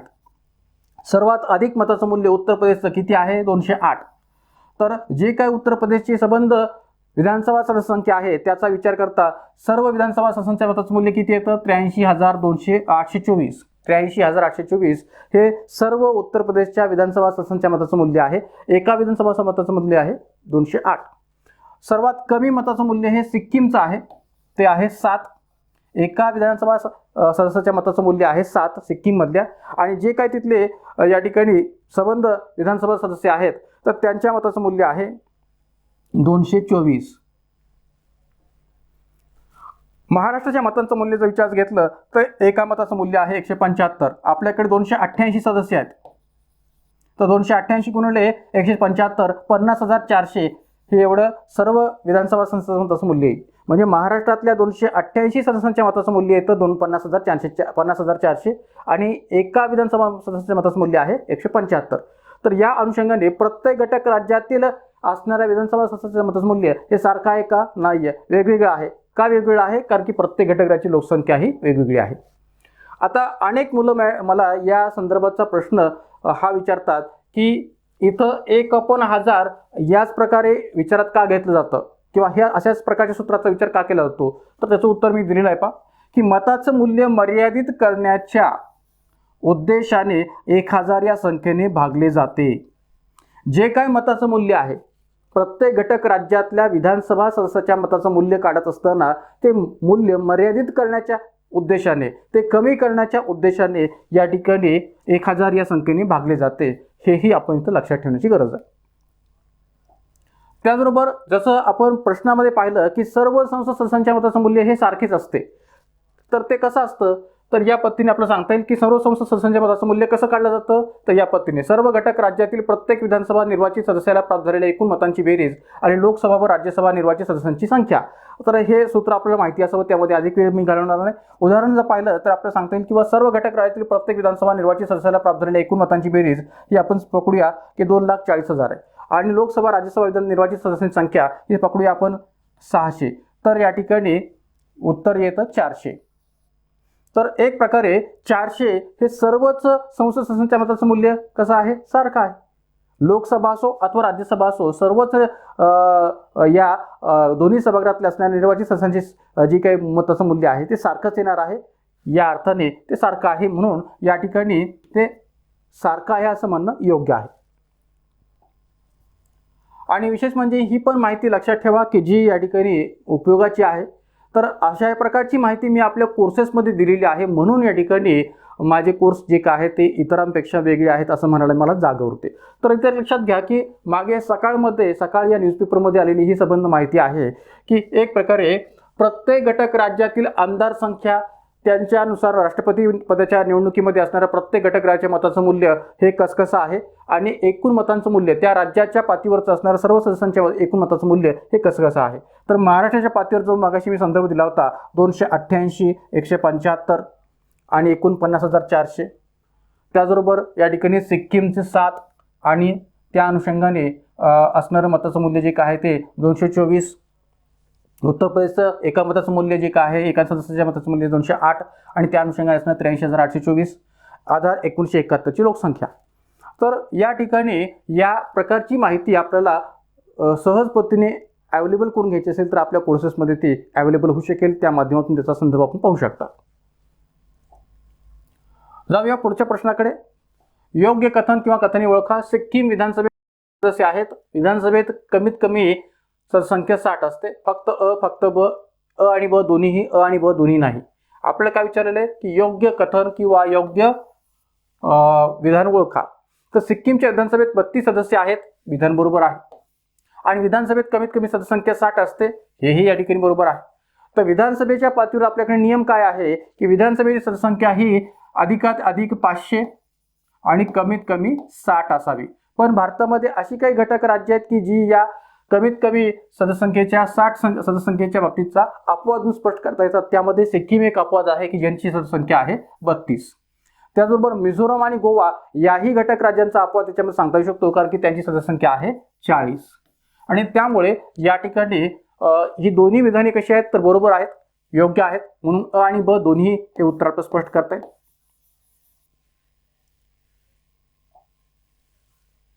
माझा पहा, विधानसभेत सदस्यसंख्या जास्तीत जास्त किती? 500, कमीत कमी 60, अपवाद मिझोराम 40, गोवा 40, सिक्कीम 32. तर ही 3 घटक राज्य की जी या ठिकाणी अपवाद म्हणून स्पष्ट करता येतील या विधानसभेच्या कमीत कमी सदस्यसंख्येच्या दृष्टीने. मिझोराम, गोवा आणि सिक्कीम की ज्यांची सदस्यसंख्या 40, 40 आणि 32 आहे. त्याचबरोबर ही पण माहिती लक्षात ठेवा IMP फॅक्ट्स या अर्थाने की कलम 332 नुसार महाराष्ट्राच्या विधानसभेतील अनुसूचित जाती व जमातीच्या आरक्षित जागांची संख्या 2019 विधानसभा निवडणुकीनुसार विचार केला तर अनुसूचित जातींसाठी महाराष्ट्राच्या विधानसभेमध्ये 29 जागा राखीव आहेत, अनुसूचित जमातींसाठी 25 जागा या राखीव आहेत किंवा आरक्षित आहेत. जाऊया पुढच्या प्रश्नाकडे. खालीलपैकी कोणत्या परिस्थितीमध्ये राज्यपाल विवेकाधिकार वापरू शकत नाही म्हटलेलं आहे. खालीलपैकी कोणत्या परिस्थितीत राज्यपाल आपला विवेकाधिकार वापरू शकत नाही.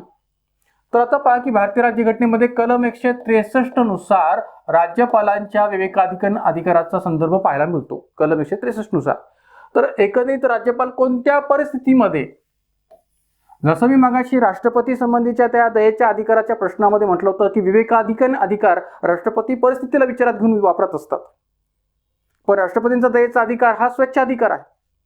तर इथंही राज्यपालांच्या बाबतीत विचार केला तर राज्यपाल हे आपला जो विवेकाधिकार आहे कलम 163 नुसार ते कोणत्या परिस्थितीमध्ये या ठिकाणी वापरत असतात आणि कोणत्या परिस्थिती वापरू शकत नाहीत असं प्रश्नामध्ये विचारलेलं आहे.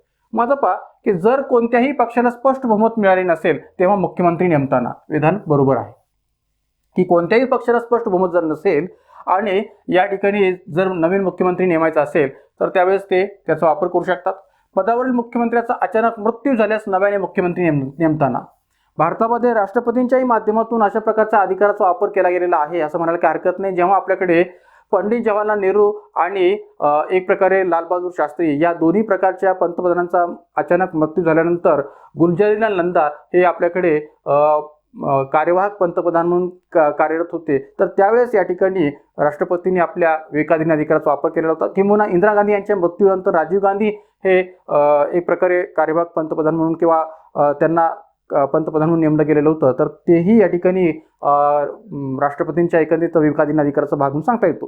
तर त्यामुळे आपल्याकडे पंतप्रधान असो किंवा घटक राज्य स्तरावर मुख्यमंत्री असो तर पदावरील मुख्यमंत्र्याचा अचानक मृत्यू झाल्यास नव्याने मुख्यमंत्री नेमताना सुद्धा राज्यपाल आपल्या विवेकाधिकार वापरू शकतात. विधानसभेत बहुमताचा पाठिंबा गमावलेल्या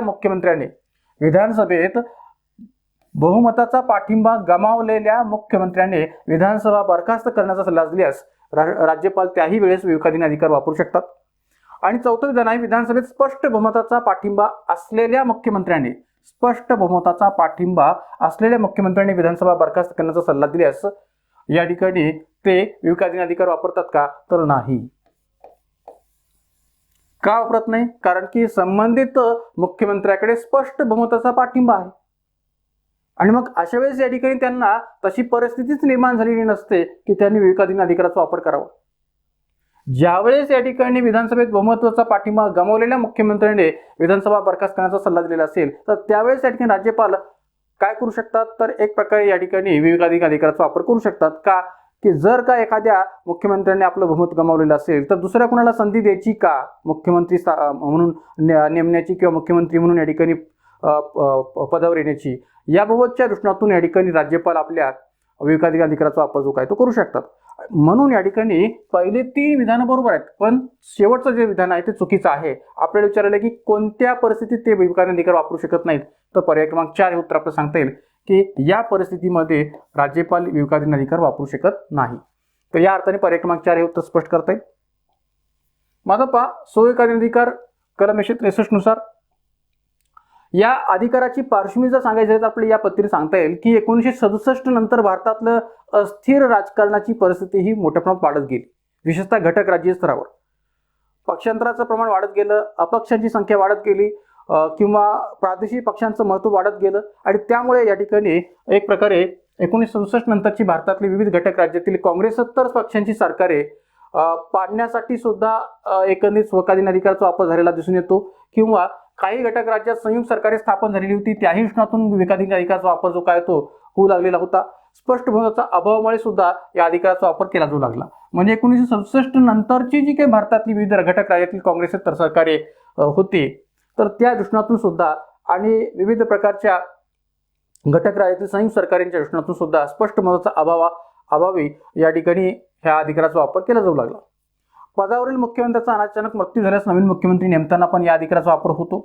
घटक राज्यातील राष्ट्रपती राजवटीसाठी शिफारस करणे एखाद्या घटक राज्यामध्ये जर कलम 356 नुसार राष्ट्रपती राजवट लागू करण्यासंबंधीचा निर्णय जर घ्यावायचा असेल का, तर त्या घटक राज्याचं सरकार योग्य पद्धतीने कारभार करू इच्छित नाहीये किंवा घटनेनुसार कारभार चालवत नाहीये, अशा परिस्थितीमध्ये या ठिकाणी घटक राज्यात राष्ट्रपती राजवटीच्या बाबतची शिफारस करण्याच्या दृष्टीने सुद्धा राज्याचा जो राज्यपाल आहे तो विवेकाधीन अधिकाराचा वापर करू शकतात.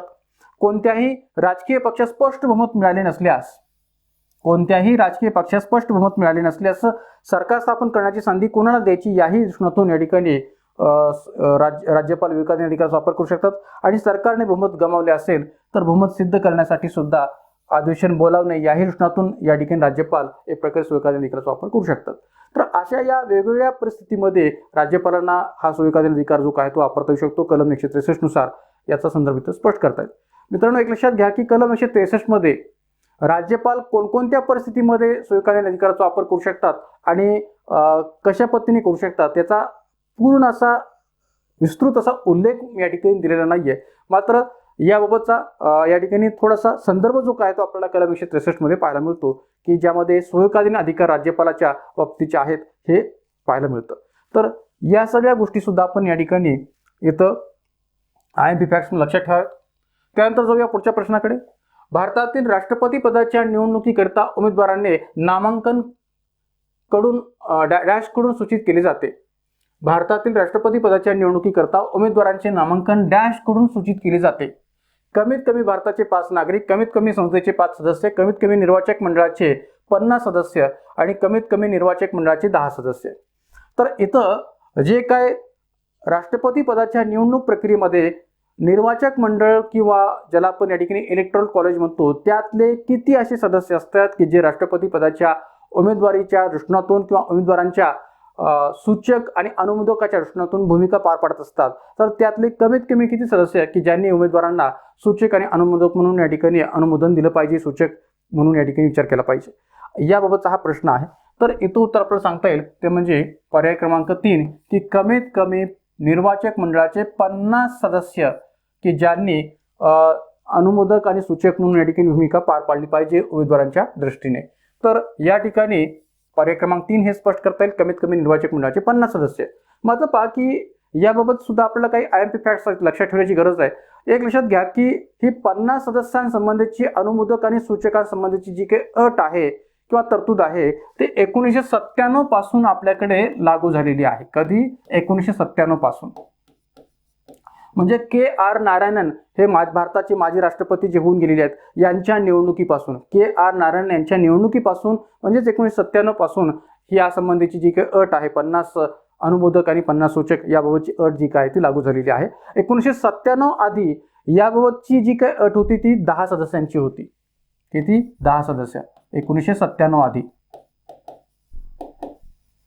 मात्र या ठिकाणी सध्या ती 50 सदस्य या अर्थाने आहे, म्हणून उत्तर आपलं सांगता येईल पर्याय क्रमांक 3. तर याही अनुषंगाने काही महत्त्वाच्या IMP फॅक्ट्सवर आपण लक्षात ठेवणं गरजेचं आहे की राष्ट्रपतीच्या निवडणुकीचे काही नियम किंवा निकष की या निवडणुकीत निर्वाचित विधानसभा सदस्यांच्या मताचं मूल्य काढण्यासाठी 1971च्या लोकसंख्येचा आधार घेतला जातो. जसं मी मगाशी म्हटलं, भारतीय घटनेनुसार एका व्यक्तीला एकापेक्षा अधिक वेळा राष्ट्रपती होता येते. एकापेक्षा अधिक वेळा राष्ट्रपती होता येते तसा अधिकार आहे. राष्ट्रपती पदासाठी असणाऱ्या 1971च्या जनगणनेच्या निकषामध्ये 2026 नंतरच बदल होतील. म्हणजे विधानसभा सदस्यांच्या मताचं मूल्य निर्धारित करत असताना, निश्चित करत असताना 1971च्या जनगणनेचा जो निकष आहे तो आपल्याकडे विचार घेतला होतो, आधार विचार घेतला होतो. तर त्या बाबतीत 2026 नंतरच बदल होतील हे इथं आपल्याला मान्य करण्याची गरज आहे. राष्ट्रपती पदाची निवडणूक एकल संक्रमणीय गुप्त मतदान पद्धतीने होते, पसंती क्रमाच्या पद्धतीवर आधारित. जेवढे उमेदवार निवडणुकीस उभारले असतील तेवढ्या उमेदवारांना पसंती क्रम देता येतो. म्हणजे जेव्हा या राष्ट्रपती पदाच्या निवडणूक प्रक्रियेमध्ये निर्वाचक मंडळामध्ये असणारे जे काही संबंध संसद आणि विधानसभा सदस्य असतात त्यांना जे कोणी राष्ट्रपती पदाच्या निवडणुकीला उभारणारे उमेदवार आहेत त्या उमेदवारांना पसंती क्रम देत असताना ते या नियमाचा विचार करू शकतात की राष्ट्रपती पदाच्या निवडणुकीसाठी जेवढे उमेदवार निवडणुकीस उभा राहिलेले असतील तेवढ्या उमेदवारांना ते पसंतीक्रम देऊ शकतात, त्यांना तो पसंतीक्रम देता येतो. म्हणजे राष्ट्रपती पदासाठी जेवढे उमेदवार उभारले असतील त्या सगळ्या उमेदवारांना पसंतीक्रम देता येतो. पण सर्व उमेदवारांना पसंतीक्रम दिलाच पाहिजे असे बंधन नाही. राष्ट्रपती पदाच्या निवडणुकीमध्ये जे सर्व उमेदवार उभा राहिले त्या सर्वच उमेदवारांना पसंतीक्रम दिलाच पाहिजे असे बंधन नाही. मात्र पहिला पसंतीक्रम द्यावाच लागतो. म्हणजे पहिला पसंती क्रमांक हा कोणत्या ना कोणत्या उमेदवाराला द्यावाच लागतो, अन्यथा संबंधित सदस्याचं मतदान हे बाद समजलं जातं. हेही इथं लक्षात ठेवण्याची गरज आहे की पहिला पसंती क्रमांक कोणत्या ना कोणत्या उमेदवाराला द्यावाच लागतो, भलेही या ठिकाणी सर्व उमेदवारांना पसंतीक्रम दिलाच पाहिजे असं बंधन नसलं तरी. आणि जसं मी मागाशी म्हटल्याप्रमाणे की 1997 पासून म्हणजेच KR नारायणन यांच्या निवडणुकीपासून राष्ट्रपती पदाच्या निवडणुकीसाठी कमीत कमी 50 सूचक आणि 50 अनुमोदकांची आवश्यकता ही स्पष्ट केलेली आहे. आणि एकंदरीत 1997 आधी ही अट जी होती ती 10 सूचक आणि 10 अनुमोदकांची आवश्यक होती. म्हणजे 1997 पासून हा नियम लागू झालेला आहे. तर मित्रांनो, अशा प्रकारची जी काही माहिती आहे की जी विभिन्न प्रकारच्या संदर्भ ग्रंथांच्या आधारावर मी माझ्या कोर्समध्ये देण्याचा प्रयत्न केलेला आहे आणि त्यामुळे या ठिकाणी अशीच वेगवेगळे सोर्सेस थ्रू प्राप्त झालेली माहिती किंवा एक प्रकारे हे संदर्भ स्पष्टीकरण हे आपल्याला जर पाहिजे असेल तर आपल्या कोर्सेसमध्ये हे सहजपद्धतीने आपल्याला प्राप्त होऊ शकेल. त्यामुळे या ठिकाणी अशा प्रकारच्या माहिती प्राप्त करण्यासाठी आपण आपले कोर्स परचेस करायला काही हरकत नाही. पुढे जाण्याच्या आधी पुन्हा एकदा छोटासा ब्रेक घेऊया आणि ब्रेकच्या माध्यमातून आपल्या ज्या काही बॅचेस आहेत त्याच्याविषयी थोडक्यात माहिती घेऊया. तर पंचायत राज संबंधित सुद्धा या ठिकाणी एक प्रकारे आपली जी काही बॅच आहे ती आपल्या ॲपमध्ये सुरू आहे. पंचायत राज आणि नागरी प्रशासन 70% डिस्काउंटचं फक्त 300 रुपयाच्या फीसमध्ये ही सुंदर बॅच आपली अवेलेबल आहे. एकूण 20 प्लस व्हिडिओज प्लस नोट्सच्या बेसिसवर असणारी ही बॅच आहे. वॉच टाईम 3 पार्ट, व्हॅलिडिटी आहे 6 महिने. घटनावस्ती आणि कलमे स्पेशल बॅच सुद्धा आपली सदा आपल्या ॲपमध्ये अवेलेबल आहे. तर फक्त 100 रुपयाच्या फीसमध्ये आपण ही बॅच प्राप्त करू शकता. महत्त्वाच्या घटनावस्ती आणि कलमांचं विश्लेषण, घटनावस्ती आणि कलमे यांच्या प्रश्नांचं विश्लेषण, एकूण 10 प्लस व्हिडिओज प्लस नोट्सच्या बेसिसवर असणारी ही बॅच आहे. वॉच टाईम 3 पट आहे, व्हॅलिडिटी आहे 3 महिने. तर ही बॅच किंवा पंचायतची बॅच सर्वच प्रकारच्या परीक्षांसाठी उपयोगाची बॅच आहे, मग ती पूर्व परीक्षा असो किंवा मुख्य परीक्षा असो. तर त्यामुळे या दोन्ही बॅचेसविषयीची कोणती एन्क्वायरी करायची तर या कॉन्टॅक्ट नंबरवर आपण एन्क्वायरी करू शकता. त्याचबरोबर या ठिकाणी बेसिक फाउंडेशन राज्यव्यवस्थेची जी काही बॅच आहे ती फक्त 700 रुपयाच्या फीसमध्ये अवेलेबल आहे. संयुक्त गट ब, गट क, पूर्व परीक्षा, राज्यसेवा पूर्व परीक्षा, इतर सर्व सेवेच्या परीक्षा या सर्वांनाच उपयुक्त असणारी ही बॅच आहे. 29 प्लस व्हिडिओज प्लस नोट्सच्या बेसिसवर असणारी बॅच आहे. वॉच टाईम 3 पट आहे, व्हॅलिडिटी आहे 6 महिने. आणि त्याचबरोबर डिपार्टमेंटल PSI पूर्व परीक्षेची बॅच सुद्धा आपली सध्या ॲपवर सुरू आहे. फक्त 560 रुपयाच्या फीसमध्ये डिपार्टमेंटल PSI पूर्व परीक्षेचा संपूर्ण जो सिलेबस आहे तो या बॅचमध्ये आपण कव्हर केलेला आहे. जी काही डिसेंबर 2023 मध्ये होणारी डिपार्टमेंटल PSI पूर्व परीक्षा आहे त्या अनुषंगाने ही बॅच आपल्याला फायदेशीर ठरणार आहे. आयोगाच्या अभ्यासक्रमानुसार संपूर्ण अभ्यासक्रमाची मांडणी आहे. एकूण 25 plus videos plus notes, watch time 3 पट आणि व्हॅलिडिटी आहे 6 महिने. या दोन्ही बॅचेस विषयीची कोणती एन्क्वायरी करायची तर या कॉन्टॅक्ट नंबरवर आपण एन्क्वायरी करू शकता. याही बॅचेसवरची असणारी जी काही स्पेशल ऑफर आहे, दसरा स्पेशल ऑफर, ती 23 ऑक्टोबर ते 28 ऑक्टोबर 2023 या कालावधीमध्ये सुरू असणार आहे. त्याचबरोबर या ठिकाणी कर निर्धारण व प्रशासकीय सेवा अधिकारी महाराष्ट्र नगर परिषद गट क 2023च्या अनुषंगाने असणारी जी काही एक्झाम आहे त्या एक्झामच्या दृष्टीने जे काही पेपर 1 आणि 2 आहेत त्यातले एकंदरीत 8 घटक आणि त्या 8 घटकांच्या अनुषंगाने असणारी आपली ही जी काही बॅच आहे ती सध्या ॲपवर सुरू आहे. एकूण 40 plus videos plus notes, watch time 3 पट, व्हॅलिडिटी 3 महिने. तर एकंदरीत या ठिकाणी ही पण बॅच आपल्याला निश्चितपणे फायदेशीर ठरू शकते. फक्त 700 रुपयाची फीसमध्ये आपण ही बॅच जी काय ती प्राप्त करू शकता. याही बॅचबद्दल कोणती एन्क्वायरी करायची तर या कॉन्टॅक्ट नंबरवर एन्क्वायरी करू शकता. Indian polity bye Vicky Shinde हे संबंध ॲप जे आहे त्या ॲपच्या माध्यमातून या सगळ्या बॅचेसला आपण प्राप्त करू शकता. तर याही बॅचवरची ही जी काय स्पेशल ऑफर आहे ती 23 ऑक्टोबर ते 28 ऑक्टोबर 2023च्या कालावधीमध्ये सुरू असणार आहे. जाऊया पुढच्या प्रश्नाकडे. भारतातील संविधानाचे कलम 75 खालील कोणत्या तरतुदी आहेत? म्हणजे सरळ प्रश्न कलम 75च्या अनुषंगाने विचारलेला आहे. पंतप्रधान व मंत्री परिषदेशी संबंधित असणाऱ्या तरतुदी आपल्याला कलम 75 मध्ये पाहायला मिळतात. तर त्या अनुषंगाने हा प्रश्न विचारलेला आहे की भारतातील संविधानाचे कलम 75 खालील कोणत्या तरतुदी आहेत? राष्ट्रपती पंतप्रधानाच्या सल्ल्यावरून मंत्र्यांची नियुक्ती करेल. मंत्री परिषद लोकसभेस सामूहिकरित्या जबाबदार असेल. राष्ट्रपतीला सल्ला व मदत देण्यासाठी पंतप्रधानांच्या नेतृत्वात मंत्री परिषद असेल. मंत्र्यांचे वेतन व भत्ते संसदेकडून ठरवले जातील. खालील दिलेल्या संकेतातून योग्य उत्तर निवडा. अ ब क अ ब आणि क केवळ, अ ब आणि ड केवळ, ब क आणि ड केवळ, वरील सर्व. आता तसं पाहता या ठिकाणी या चारही विधानांकडे पाहिल्यानंतर आपलं वाटणं साहजिक आहे की सर्वच तरतुदी या ठिकाणी कलम 75 मध्ये येतात की काय, पण तसं नाही आहे. पहिली तरतूद राष्ट्रपती पंतप्रधानाच्या सल्ल्यावर मंत्र्यांची नियुक्ती करेल ही कलम 75(1) मध्ये येणारी तरतूद आहे. मंत्रिपरिषद लोकसभेत सामूहिकरित्या जबाबदार असेल तर ही तरतूद कलम 75(3) मध्ये येणारी तरतूद आहे. राष्ट्रपतीला सल्ला व मदत देण्यासाठी पंतप्रधानाच्या नेतृत्वात मंत्रिपरिषद असेल तर या बाबतच्या तरतुदीचा संदर्भ जो काय आहे तो या ठिकाणी कलम 74 मध्ये आहे. कलम 74(1) मध्ये याचा संदर्भ जो काय तो पाहायला मिळतो की राष्ट्रपतीला सल्ला व मदत देण्यासाठी मंत्रिपरिषद असेल पंतप्रधानांच्या नेतृत्वात असा शब्द स्पष्ट नाहीये कलम 74(1) मध्ये. सरळ काय उल्लेख आहे कलम 74(1) मध्ये की राष्ट्रपतीला सल्ला व मदत देण्यासाठी मंत्रिपरिषद असेल असाच उल्लेख आहे. पंतप्रधानांच्या नेतृत्वात असा काही संदर्भ कलम 74 मध्ये पाहायला मिळत नाही. राहिला प्रश्न मंत्र्यांचे वेतन व भत्ते संसदेकडून ठरवले जातील तर हा जो संदर्भ आहे तो या ठिकाणी येतो कलम 75(6) मध्ये. तर त्यामुळे कलम 75 खालील तरतुदी कोणत्या आहेत तर अ, ब आणि ड. अ, ब आणि ड केवळ याच तरतुदींचा संदर्भ जो काय आहे तो या ठिकाणी कलम 75 मध्ये सांगता येतो. मात्र क मधली जी तरतूद आहे की जी या ठिकाणी या कलम 75 मध्ये येत नाही तर ती कलम 74 मध्ये मोडते. तर त्यामुळे अ, ब आणि ड केवळ हे उत्तर स्पष्ट करता येईल. पर्याय क्रमांक 2. पाहूया या दृष्टीने असणाऱ्या IMP फॅक्ट्सवर. माझं पहा, राष्ट्रपतींना सहकार्य करण्यासाठी व सल्ला देण्यासाठी मंत्रिपरिषद असेल कलम 74. राष्ट्रपती पंतप्रधानांची नेमणूक करतील व पंतप्रधानाच्या सल्ल्यावर इतर मंत्र्यांची नियुक्ती करतील कलम 75(1). राष्ट्रपतींची मर्जी असेपर्यंत मंत्रिपदे धारण करतील किंवा अधिकार पदावर राहतील कलम 75(2). मंत्रिपरिषद सामूहिकपणे लोकसभेस जबाबदार असेल कलम 75(3). मंत्र्यांची शपथ कलम 75(4). मंत्र्यांचे वेतन भत्ते संसद कायद्याद्वारे वेळोवेळी निर्धारित करेल त्याप्रमाणे ते असतील कलम 75(6). आणि राष्ट्रपती संघ राज्याच्या कारभाराच्या प्रश्नासंबंधीचे मंत्रिपरिषदेचे सर्व निर्णय कळविणे, राष्ट्रपतीची माहिती मागवतील ती पुरविणे हे पंतप्रधानांचे कर्तव्य असेल कलम 78. तर कलम 74 पासून ते कलम 78 पर्यंतच्या सबंध तरतुदी आपण चांगल्या पद्धतीने IMP फॅक्ट्स बेसिसवर लक्षात ठेवल्याच पाहिजेत, कारण की याच्यावर खूप वेळा प्रश्न आयोगाने विचारलेला आहे. त्यामुळे वारंवार जरी आपण या सर्व तरतुदी वाचत असलो तरी आपल्याला बऱ्याच वेळा या ठिकाणी या मधल्या उपकलमांसह प्रश्न विचारला की गोंधळ उडतो. त्यामुळे मी उपकलमांसह याचा संदर्भ इथे स्पष्ट केलेला आहे की या सगळ्या तरतुदी आपण IMP फॅक्ट्स म्हणून या प्रश्नाच्या अनुषंगाने लक्षात ठेवल्याच पाहिजेत. त्यानंतर पुढचा प्रश्न आहे, खालीलपैकी कोणत्या मान्यवरास पद ग्रहण करण्यापूर्वी भारतीय राज्यघटनेचे रक्षण करण्याची शपथ घ्यावी लागते?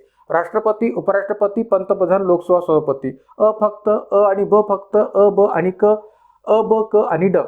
मात्र पहा, या ठिकाणी खालीलपैकी कोणत्या मान्यवरास म्हणजे कोणत्या पदास पद ग्रहण करण्यापूर्वी भारतीय राज्यघटनेचे संरक्षण करण्याची किंवा रक्षण करण्याची शपथ घ्यावी लागते? तर इथं उत्तर आपल्याला सांगता येईल फक्त अ फक्त की राष्ट्रपती हे कलम 60 नुसार राज्यघटनेच्या आणि कायद्यांच्या बाबतीत संरक्षणाची किंवा रक्षणाची जतन करण्याची जी काही जबाबदारी आहे ती पार पाडतात. आणि म्हणून कलम 60 मध्ये या ठिकाणी जी काही तरतूद केलेली आहे त्या तरतुदीचा विचार करता या ठिकाणी उत्तर आपण सांगता येईल पर्याय क्रमांक 1 अ फक्त की राष्ट्रपती हे पद ग्रहण करण्यापूर्वी भारतीय राज्यघटनेचे रक्षण करण्याची शपथ घेत असतात. कोणाकडून? तर सर्वोच्च न्यायालयाचे मुख्य न्यायाधीश आणि जर ते गैरहजर असतील तर ज्येष्ठ न्यायाधीशांकडून. म्हणून राष्ट्रपती पदाची शपथ कलम 60 नुसार सर्वोच्च न्यायालयाचे मुख्य न्यायाधीश किंवा ते जर गैरहजर असतील तर ज्येष्ठ न्यायाधीश राष्ट्रपतीला राष्ट्रपती पदाची शपथ देत असतात. आणि शपथेचा मसुदा कसा आहे तो पहा. घटनेमध्ये दिलेला शपथेचा नमुना किंवा मसुदा या प्रकारचा आहे की मी क ख म्हणजे जो कोणी राष्ट्रपती म्हणून निवडला गेलेला किंवा नियुक्त केला जाणारा व्यक्ती आहे तर तो या ठिकाणी त्यांचं नाव घेत असतो की मी क ख ईश्वर साक्ष शपथ घेतो, गांभीर्यपूर्वक प्रतिज्ञा करतो की मी भारताचा राष्ट्रपती म्हणून आपल्या पदाचे निष्ठापूर्वक कार्यपालन करीन आणि माझ्या संपूर्ण क्षमतेनिशी संविधान म्हणजेच राज्यघटना व कायदा यांचे जतन, रक्षण व संरक्षण करीन आणि मी स्वतःला भारतीय जनतेच्या सेवेस व कल्याणास वाहून देईन.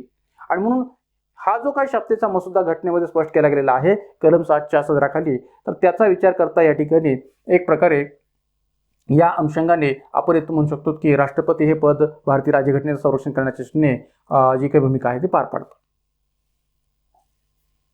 त्यानंतर पुढचा प्रश्न, राज्याच्या राज्यपालांच्या विधिविषयक अधिकारांबाबत खालील विधाने विचारात घ्या. ते राज्य विधिमंडळाचे अधिवेशन बोलावू शकतात अथवा संपुष्टात आणू शकतात आणि राज्य विधानसभा बरखास्त करू शकतात. ते राज्य विधिमंडळाच्या बैठका स्थगित करू शकतात. ते प्रलंबित असलेल्या विधेयकाबाबत राज्य विधिमंडळास संदेश पाठवू शकतात. जर विधेयक मार्गदर्शक तत्वाविरुद्ध असेल तर ते राष्ट्रपतींच्या विचारात राखून ठेवू शकतात. माझा पहा की ते राज्य विधिमंडळाचे अधिवेशन बोलावू शकतात अथवा संपुष्टात आणू शकतात आणि राज्य विधानसभा बरखास्त करू शकतात. विधान बरोबर आहे. ते राज्य विधिमंडळाच्या बैठका स्थगित करू शकतात. हे विधान चुकीचं आहे. कारण की राज्य विधिमंडळाच्या बैठका स्थगित करण्याविषयीचा अधिकार त्या सभागृहाच्या अध्यक्षांना असतो. बैठका स्थगित असा शब्द वापरलेला आहे, ॲडजर्न.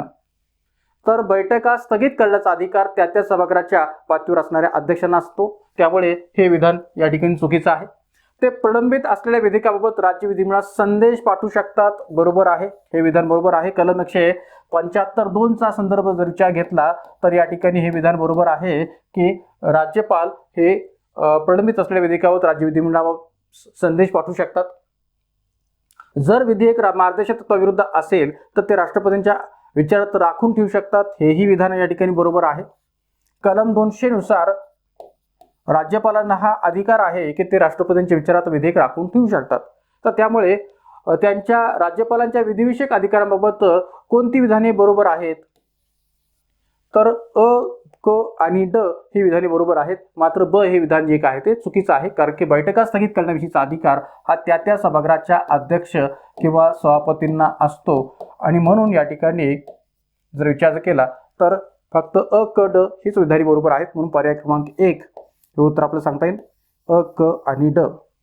याही अनुषंगाने कलमवर असणाऱ्या तरतुदी याच्यावर सुद्धा आपण IMP फॅक्शन प्रकाश टाकूया की राज्यपालांचे जे काही कायदेशीर अधिकार आहेत त्या कायदेशीर अधिकारामध्ये संबंध तरतुदी कलमवर यासाठी मी सांगतोय का तर राज्यपालाविषयीचे असंख्य प्रश्न जेव्हा आयोगाकडून विचारले जातात तेव्हा ते अधिकाधिक कलमांच्या अनुषंगाने विचारण्यावर आज पाहतो तो आयोगाने भर दिलेला आहे. तर त्यामुळे आपल्याला या संबंध तरतुदी कलमांच्याच अनुषंगाने पाहणं हे अधिक योग्य आहे.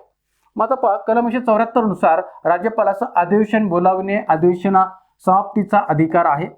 विधानसभा विसर्जित करण्याचा अधिकार सुद्धा आहे. कलम 174 नुसार. कलम 175 नुसार सभागृहांना संबोधन अभिभाषण करण्याचा अधिकार आहे. कलम 175(2) नुसार जसं मी मागाशी म्हटल्याप्रमाणे विधिमंडळाच्या कोणत्याही सभागृहाला संदेश पाठवण्याचा अधिकार आहे. कलम 176 नुसार राज्यपालास विधानसभेच्या प्रत्येक निवडणुकीनंतर कलम 176 नुसार राज्यपालास विधानसभेच्या प्रत्येक निवडणुकीनंतर पहिल्या सत्राच्या प्रारंभी कोणत्या पहिल्या सत्राच्या प्रारंभी तर विधानसभेच्या प्रत्येक निवडणुकीनंतर होणारे जे पहिलं सत्र आहे त्या पहिल्या सत्राच्या प्रारंभी आणि प्रत्येक वर्षाच्या पहिल्या सत्राच्या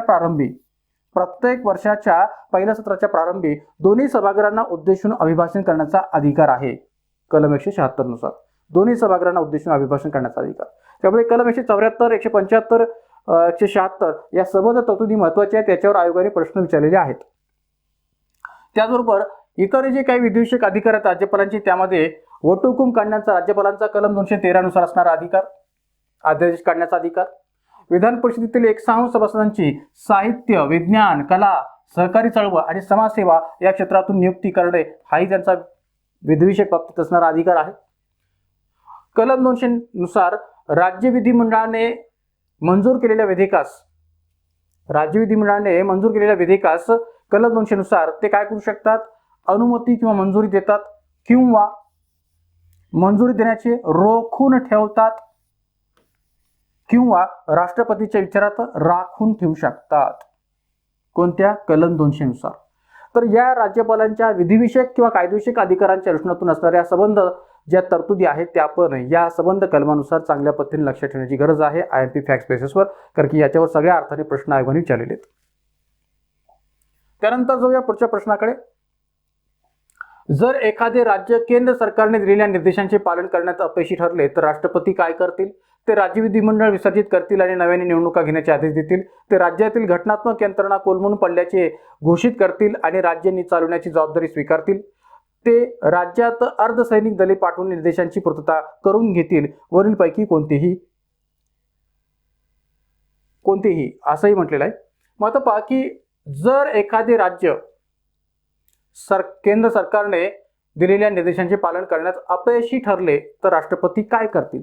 आता इथं पहा की इथं केंद्र सरकारने दिलेल्या निर्देशांचे पालन करण्यात अपयशी ठरले असा संदर्भ दिलेला आहे. तर याचा संदर्भ आपल्याला भारतीय राज्यघटनेमध्ये कलम 365 मध्ये पाहायला मिळतो. आणि कलम 365चा विचार करता राष्ट्रपती या परिस्थितीमध्ये काय करतील, तर सरळ सरळ ते राज्यातील घटनात्मक यंत्रणा कोलमडल्याची घोषित करतील आणि राज्य चालवण्याची जबाबदारी स्वीकारतील.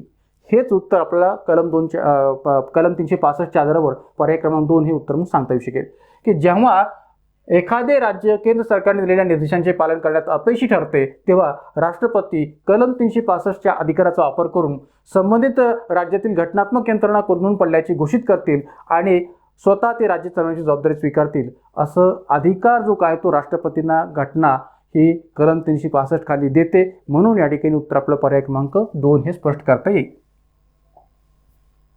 म्हणून एक प्रकारे पर्याय क्रमांक 2च्याच आधारावर आपल्याला सांगता येईल कलम 365 नुसार राज्याने केंद्र सरकारचे निर्देश मानले नाहीत तर राष्ट्रपती घटक राज्यात राष्ट्रपती राजवट लागू करू शकतात आणि स्वतःकडे राज्य चालवण्याची जबाबदारी स्वीकारू शकतात. जाऊया पुढच्या प्रश्नाकडे, पण त्याआधी एक छोटासा ब्रेक घेऊया आणि ब्रेकच्या माध्यमातून आपल्या इतरही जे काही बॅचेस आहेत त्याच्यावर थोडक्यात प्रकाश टाकूया. तर आपल्या ॲपच्या माध्यमातून गट ब गट क पूर्व परीक्षा आणि राज्यसेवा पूर्व परीक्षेचे असणाऱ्या वन डे रिव्हिजन बॅचेस सुद्धा ॲपवर सध्या सुरू आहेत आणि या दोन्ही बॅचेसवर दसरा स्पेशल ऑफरमध्ये सुद्धा या ठिकाणी जी काही एक प्रकार डिस्काउंट आहे ती सुरू आहे. 23 ऑक्टोबर ते 28 ऑक्टोबर या कालावधीमध्ये आपण या ठिकाणी हा डिस्काउंट जो आहे तो विचारात घेऊ शकता. दोन्ही बॅचेस फक्त 200 रुपयाच्या फीसमध्ये आपण या ठिकाणी विचारात घेऊ शकता. गट ब गट क पूर्व परीक्षा फक्त 200 रुपयाच्या फीसमध्ये आपण एकूण 10+ तासांचा व्हिडिओ कालावधी प्राप्त करू शकता. वॉच टाईम 3 पट आहे, व्हॅलिडिटी आहे 1 महिना. ही पण बॅच जी काय आहे ती 200 रुपयाच्या फीसमध्ये एकूण 10+ तासाच्या कालावधीसह या ठिकाणी विचार घेऊ शकता. वॉच टाईम 3 पट, व्हॅलिडिटी आहे 1 महिना. तर या दोन्ही बॅचेस रिव्हिजनच्या अनुषंगाने उपयोगाच्या आहेत. तर याही बॅचेसवर आपल्याकडे स्पेशल ऑफर सध्या सुरू आहे. या दोन्ही बॅचेसविषयीची कोणती एन्क्वायरी करायची असेल तर या कॉन्टॅक्ट नंबरवर एन्क्वायरी करू शकता. त्याचबरोबर या ठिकाणी इतर जी काही गट ब ची आपली 5 नोव्हेंबर 2023ला होणारी जी काही एक्झाम आहे किंवा 17 डिसेंबरची असणारी गट क ची मुख्य परीक्षेची एक्झाम आहे, तर या गट ब गट क मुख्य परीक्षेच्या अनुषंगाने आपली गट ब गट क मुख्य परीक्षा रिव्हिजन बॅचसुद्धा आपल्या ॲपवर सध्या सुरू आहे. फक्त 360 रुपयांच्या फीसमध्ये आपण या ठिकाणी ही बॅच एकूण 20+ तासांचा व्हिडिओ कालावधी आणि वॉच टाईम 3 पट आणि कालावधी व्हॅलिडिटी 1 महिना या अनुषंगाने सध्या आपल्या ॲपवर सुरू आहे.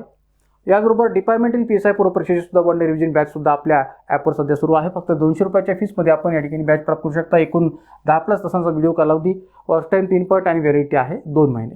तर या दोन्ही बॅचेसविषयी सुद्धा कोणती एन्क्वायरी करायची तर या कॉन्टॅक्ट नंबर आपण एन्क्वायरी करू शकता. ही बॅच फक्त 360 रुपयाच्या फीसमध्ये अवेलेबल आहे आणि ती जी आहे ती फक्त 200 रुपयाच्या फीसमध्ये. जाऊया पुढच्या प्रश्नाकडे. महाराष्ट्राच्या विधानसभेच्या सभापतीबाबत खालीलपैकी विधाने विचारात घ्या. महाराष्ट्राच्या विधानसभेच्या सभापतीबाबत खालील विधाने विचारात घ्या. जर तो विधानसभेचा सदस्य राहिला नाही तर त्यास आपले पद सोडावे लागते. सभागृहातील कामकाज चालवण्यासाठी आणि त्याचे नियमन करण्यासंदर्भातील त्यांच्या वर्तनाबाबत केवळ उच्च न्यायालयातच आव्हान देता येते. तो स्वतः कामकाज सल्लागार समितीचा अध्यक्ष असतो. तो राज्य विधिमंडळाच्या दोन्ही सभागृहांच्या संयुक्त बैठकीचे अध्यक्षस्थान भूषवितो. वरीलपैकी कोणती विधाने बरोबर आहेत? आपल्याला बरोबर विधाने शोधायची आहेत. ABC, BC, D, A आणि C, B आणि D. माझा पहा की विधानसभेच्या सभापतीच्या रुष्णातून असणारी ही संबंधित विधाने आहेत. जर तो विधानसभेचा सदस्य राहिला नाही तर त्यास आपले पद सोडावे लागते. ऑब्व्हियसली विधानसभा अध्यक्षपदी किंवा सभापतीपदी राहणारी व्यक्ती ही विधानसभा सदस्य असलीच पाहिजे. जर का त्यांचं ते पद राहिलं नाही तर त्यांना आपलं पद जे काय विधानसभा सदस्य अध्यक्षाचं ते सोडावं लागतं. तर त्यामुळे कलम 179 चा विचार करता हे विधान जे काय आहे ते बरोबर आहे. भारतीय राज्यघटनेत कलम 179A नुसार हे विधान बरोबर आहे. सभागृहातील कामकाज चालविण्यासाठी आणि त्यांचे नियमन करण्यासंदर्भातील किंवा संबंधातील त्यांच्या वर्तनाबाबत केवळ उच्च न्यायालयातच आव्हान देता येते. तर हे विधान मात्र चुकीचं आहे. विधानसभा सभापतीच्या कामकाज चालविण्यासाठी आणि त्यांचे नियमन करण्यासंबंधातील त्यांच्या वर्तनाबाबत केवळ उच्च न्यायालयातच आव्हान देता येते. हे का चुकीचं आहे तर केवळ हा शब्द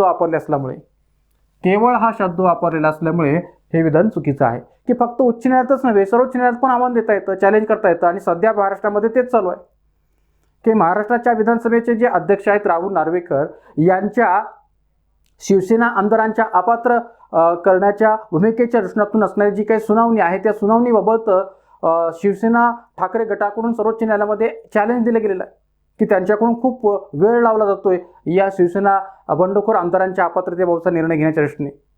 आणि त्यामुळे केवळ उच्च न्यायालयातच त्याबाबतची न्यायालयात आव्हान देता येतं, चॅलेंज करता येतं असं म्हणणं चुकीचं आहे. तर त्याचबरोबर सर्वोच्च न्यायालयात पण त्याबाबतचं आव्हान देता येतं हे म्हणणं बरोबर आहे. म्हणून बी हे विधान चुकीचं आहे. तो स्वतः कामकाज सल्लागार समितीचा अध्यक्ष असतो, तर हे विधान बरोबर आहे.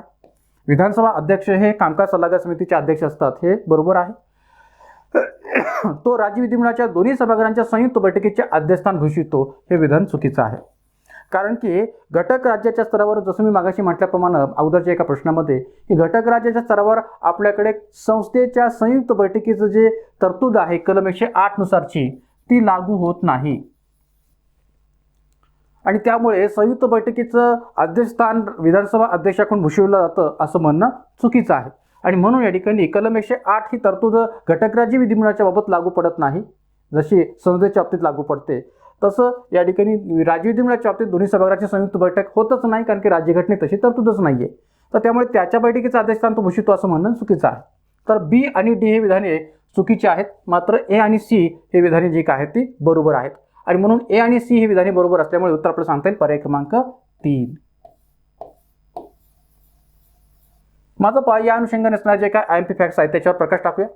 माझं पहा, जसं मी मागाशी म्हटल्याप्रमाणे की जे काय पहिलं विधान या प्रश्नात दिलेलं आहे ते कलम 179 ए नुसार दिलेलं आहे की घटनेच्या कलम 179 ए नुसार विधानसभा अध्यक्ष उपाध्यक्ष यांना त्यांचे विधानसभा सदस्यत्व संपुष्टात आले तर आपले पद रिक्त करावे लागते.